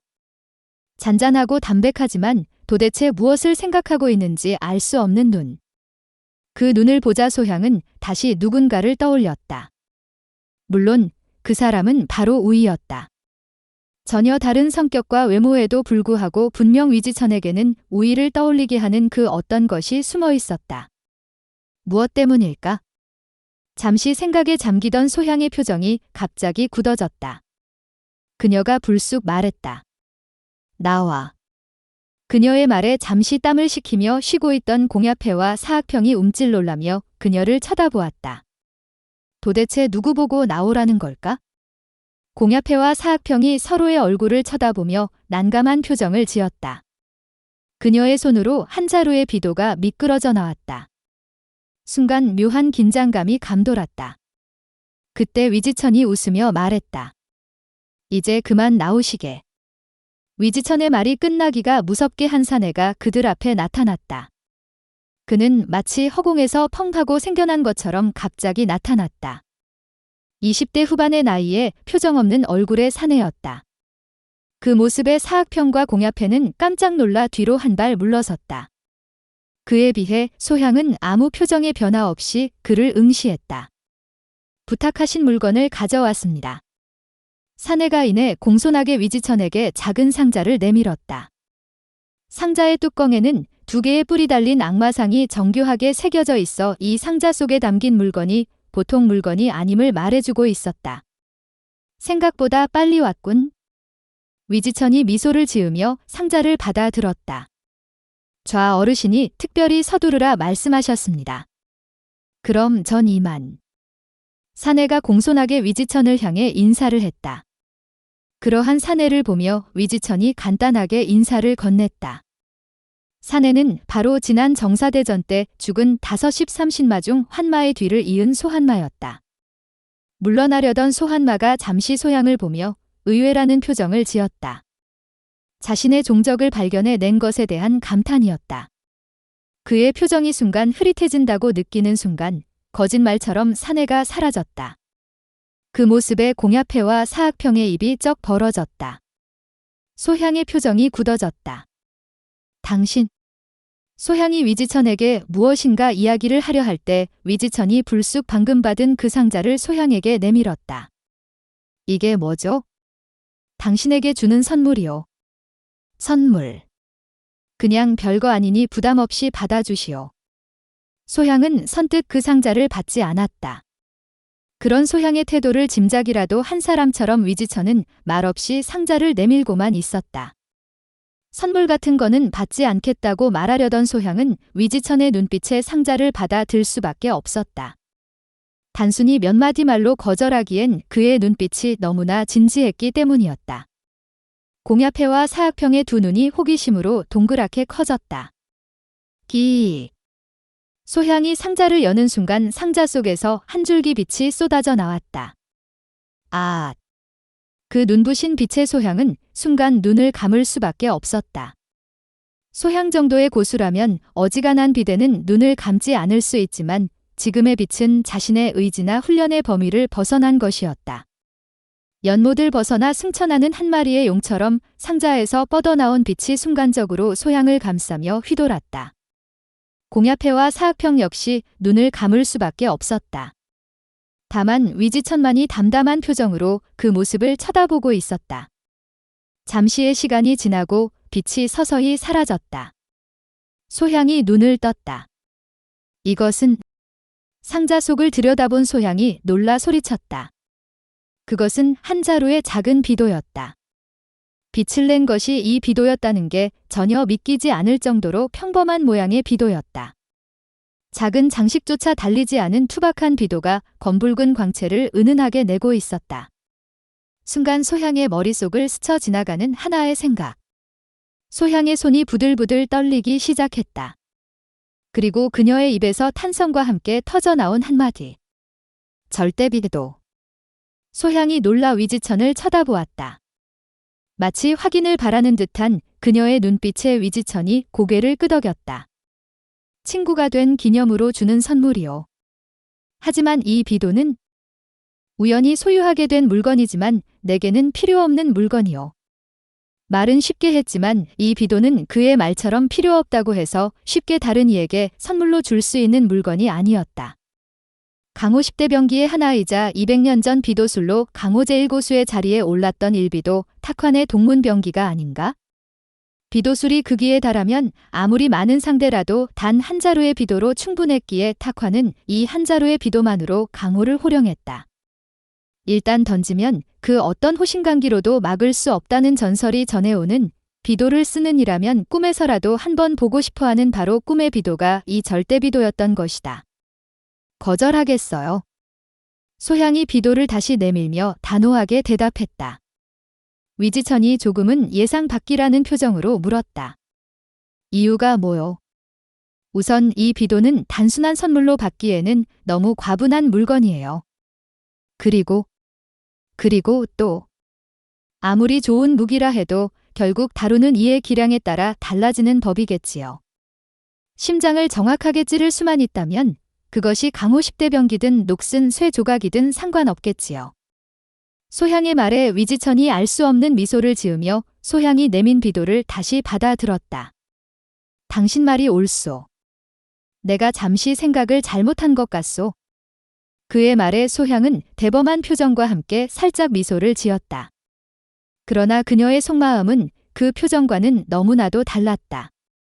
이런, 한 번 거절했다고 그렇게 냉큼 가져가다니. 한두 번은 더 권해야 하는 게 예의 아냐? 죽이 아까우면 아깝다고 해.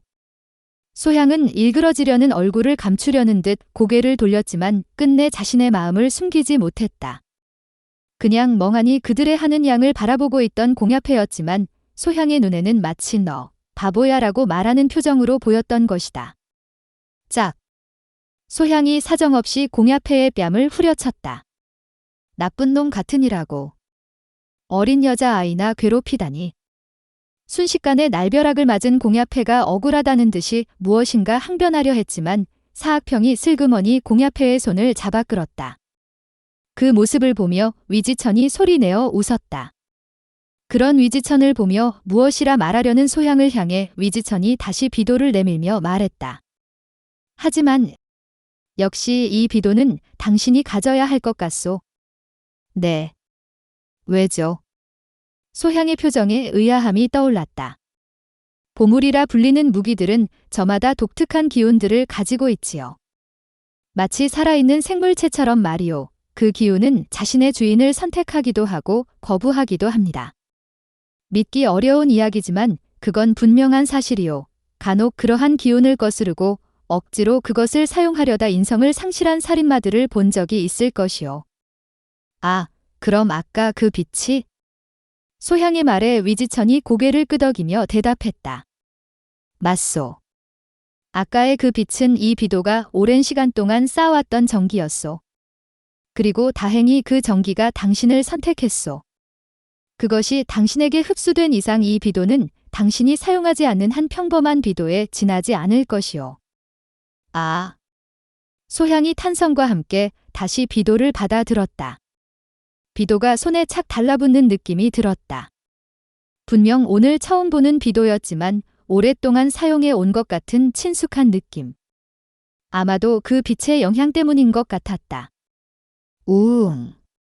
소향의 내력에 비도가 울기 시작했다. 지금까지 12비도를 사용하면서 단 한 번도 이런 경우가 없었다. 소향이 놀랍다는 표정으로 비도를 내려다보았다. 그러다 문득 무엇인가 떠올랐다는 표정으로 위지천에게 말했다. 당신. 어차피 나에게 줄 생각이었군요. 소향의 말에 위지천의 얼굴에 살짝 장난기가 스쳐 지나갔다. 하하, 당신이 어떻게 나올까 궁금했어요. 역시. 포기하기 어려웠죠? 대범하게 거절하는 것 같아 보였지만 결국 마음이 흔들린 것에 대한 놀림이었다. 소향의 두 눈이 가늘어지며 얼굴에 심술이 가득 찼다. 그 어떤 호신강기도 소용없다지요. 휘리릭. 소향의 손에서 비도가 한 바퀴 회전했다. 그 모습에 위지천이 두 손을 휘저으며 황급히 말했다. 한번 봐주시오. 솔직히 나도 그 비도는 무섭소. 그러나 위지천은 말과 달리 눈빛이 여유로웠다. 위지천이 다시 장난기가 가신 얼굴로 사뭇 진지하게 말했다. 미안하오. 하지만 무인이라면 자신을 위한 이러한 무기에 그 누가 마음이 흔들리지 않겠소? 그 누구도 어쩔 수 없는 일일 뿐이요. 그런 위지천을 보며 소향이 쓴웃음을 지었다. 틀렸어요. 절대 마음이 흔들리지 않을 사람이 있어요.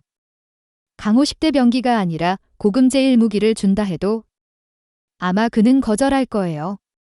무슨 고민이 있소? 위지천이 잠시 소향의 표정이 어두워지는 것을 보며 물었다.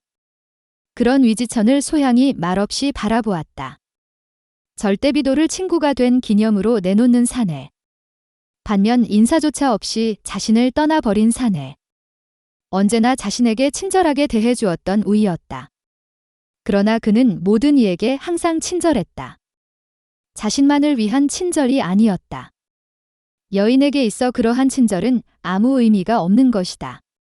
지난 5년간 우이에게 받아본 것은 아무것도 없었다. 그러나 단 며칠간의 만남이었지만 눈앞의 남자는 모든 강호인이라면 꿈에서라도 바라는 것을 조금도 아까워 않고 선물로 내놓고 있다. 도대체 이 사람의 진정한 정체가 무엇일까? 설마 마교의 소교주라도 되는 것일까?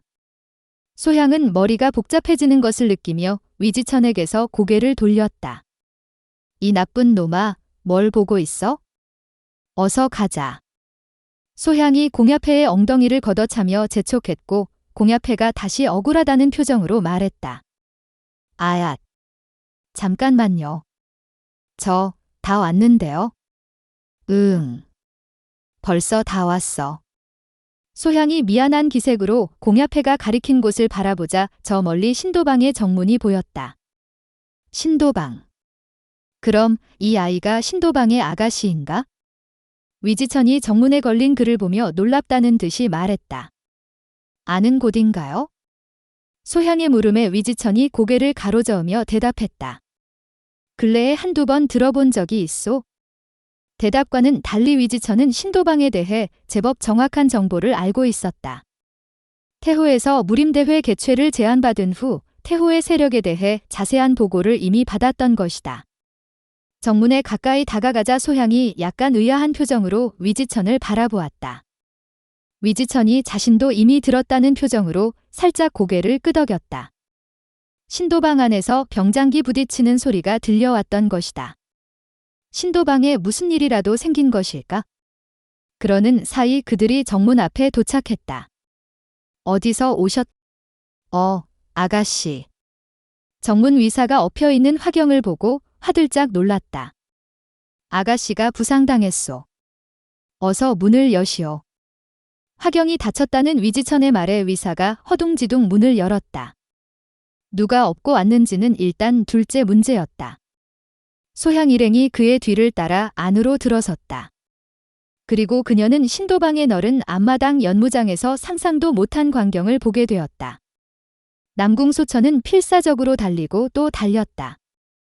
어두운 곳에만 있다가 갑자기 빛을 보는 바람에 눈을 뜨지도 못한 채 한동안 본능적으로 감에만 의존한 채 달렸다. 몇 번이나 넘어졌지만 남궁소천은 그때마다 벌떡 일어나 발길이 닿는 곳을 향해 필사적으로 달렸다. 그가 빛에 어느 정도 익숙해졌을 때는 이미 신도방의 연무장에서 수십 명의 신도방 무인들에게 포위당한 상태였다. 휘익. 그들은 마치 사냥감을 모는 몰입꾼처럼 노련하게 남궁소천을 압박해왔다. 한 명의 무공은 남궁소천에 비해 약했지만 워낙 많은 이들이 조직적으로 공격해왔기 때문에 남궁소천은 점점 힘이 빠지고 있었다. 그나마 다행인 것은 그들이 자신을 생포하려 하기 때문에 치명적인 상처를 입지 않았다는 정도였다. 등 뒤로 달려들던 신도방 무인 하나를 걷어찬 후에 다시 몰려드는 무인들을 피해 남궁소천이 바닥을 떼굴떼굴 굴렀다. 소천. 처음 자신을 부르는 소리가 들린 것은 바로 그때였다. 그러나 소천은 그 소리를 잘못 들은 것이라 확신했다. 자신의 이름을 아는 이가 이곳에 있을 리 없었기 때문이다. 소천. 두 번째, 다시 자신의 이름을 부르는 소리에 남궁소천이 소리가 난 곳을 향해 고개를 돌렸다. 그리고 그는 그곳에서 상상도 못했던 사람을 볼 수 있었다. 바로 소향이 놀란 눈으로 자신을 쳐다보고 있었던 것이다. 선배님. 두 사람이 서로 놀란 눈으로 쳐다보았다. 너 여기서 뭐 해? 어떻게 알고 구하러 오셨어요? 반가움보다 놀라움이 더욱 컸다. 서로가 전혀 예상하지 못했던 곳에서의 만남이었다. 그 순간 다수의 무인들이 달려들어 멍하니 서 있는 남궁소천을 덮쳤다. 열댓 명의 무인들에게 깔려 남궁소천이 순식간에 제압당했다. 남궁소천은 필사적으로 저항하지 않았다. 소향을 만났다는 놀람과 반가움에 긴장감이 풀어졌기도 했고 소향이 온 이상 이제 어떻게든 되겠지 하는 희망적인 마음 때문이기도 했다. 소향 역시 그 모습을 그냥 보고만 있었다. 무인들은 남궁소천을 해치려는 것이 아니라 생포하려는 것임을 알 수 있었다. 내막을 모른 채 함부로 비도를 던져 신도방의 무인들을 다치게 할 수는 없는 것이다. 강호의 일이란 눈에 보이는 것만으로 판단해서는 안 된다는 것쯤은 익히 알고 있는 소향이었다. 그때 신도방의 무사 하나가 공야패의 등에 업힌 화경을 알아보았다. 아가씨. 화경을 향해 달려가려던 무인이 무엇인가에 놀라 제자리에 딱 멈춰섰다. 그의 입에서 다시 비명 같은 고함이 터져나왔다. 백마단주? 사악평. 놀란 사내가 황급히 뒷걸음질 치다 넘어졌다. 그 뒤를 따르던 무인이 놀라 소리쳤다. 공야패. 백이문이다. 백이문의 소문주가 직접 쳐들어왔다. 아가씨가 포로로 잡혔다. 빨리 방주님께 연락을. 그들을 알아본 신도방 무인들의 입에서 오해의 목소리들이 높아만 갔다. 놀란 신도방 무인들이 움직임이 바빠졌다. 호각 소리가 울려댔고 또 다른 무인들이 쏟아져 나왔다. 차앙. 봉을 들고 남궁소천을 생포하려던 무인들이 모두 봉을 버리고 칼을 뽑아 들었다. 순식간에 소향 일행 주위를 100여 명의 무인들이 겹겹이 포위하기 시작했다. 그저 다친 아이를 데려다 주러 온 소향과 위지천은 황당한 표정이 되었고 공야패와 사악평의 얼굴은 심하게 일그러졌다. 어떻게든 슬그머니 짐꾼 행세를 하다가 무사히 돌아가기를 빌었지만 일이 완전히 틀어졌음을 깨달았다. 지붕 위에서 활을 든 무인들이 줄지어 고개를 들었다. 얼핏 보아도 수십 명은 될 만한 숫자였다. 다시 몇 명의 무인들이 모습을 드러냈다. 신도방 무인들의 고개가 정중하게 숙여졌다. 임철군이 백리준을 비롯한 신도방의 1급 고수들을 이끌고 모습을 드러낸 것이었다. 임철군 역시 소향과 위지천만큼이나 황당한 표정이 되었다. 남궁소천의 탈출 소식에 이어 백이문의 소문주가 직접 자신의 딸을 인질로 해서 쳐들어왔다는 전갈에 벼락처럼 달려나온 길이었다. 그러나 땀을 뻘뻘 흘리며 자신의 딸을 업고 있는 공야패와 그 옆에 얼굴을 알아보기 힘들 정도로 얻어터진 백마단주 사악평이 비영을 업고 서 있었다. 저 꼴로 쳐들어왔단 말인가? 문득 임철군의 눈에 이체가 서렸다. 그들과 함께 온 일남일녀가 눈에 들어왔기 때문이다. 수많은 무인들에게 포위된 상황 속에서 여유롭게 서 있는 모습으로 보아 보통의 젊은이들이 아니라는 것을 한눈에 파악할 수 있었다.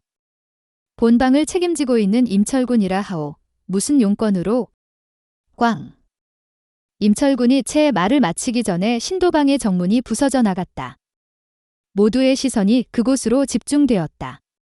부서진 문으로 백이문주 공야무가 서서히 들어서고 있었다.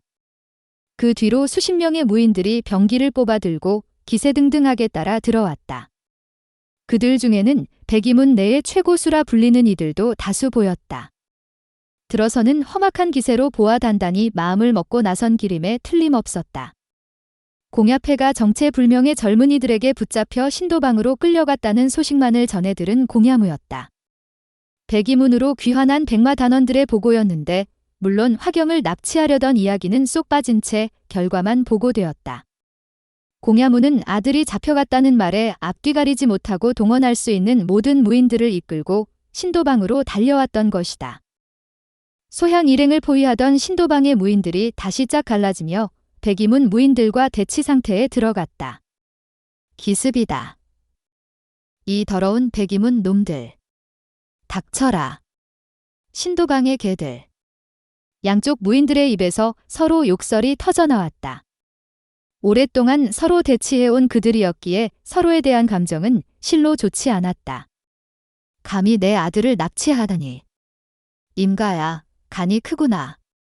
백이문주 공야무의 목소리가 쩌렁쩌렁 울려 퍼졌다.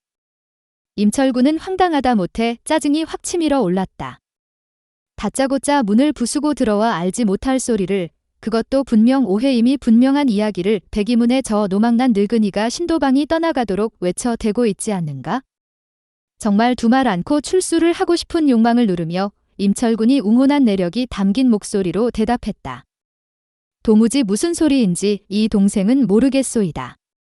공야무가 임철군을 무섭게 노려보았다. 그러나 임철군의 표정은 조금도 변함이 없었다. 그 표정에는 전혀 거짓이라고는 들어있지 않았다. 공야무의 시선이 다시 떡이 된 사학평과 울상이 된 공야패에게로 향했다.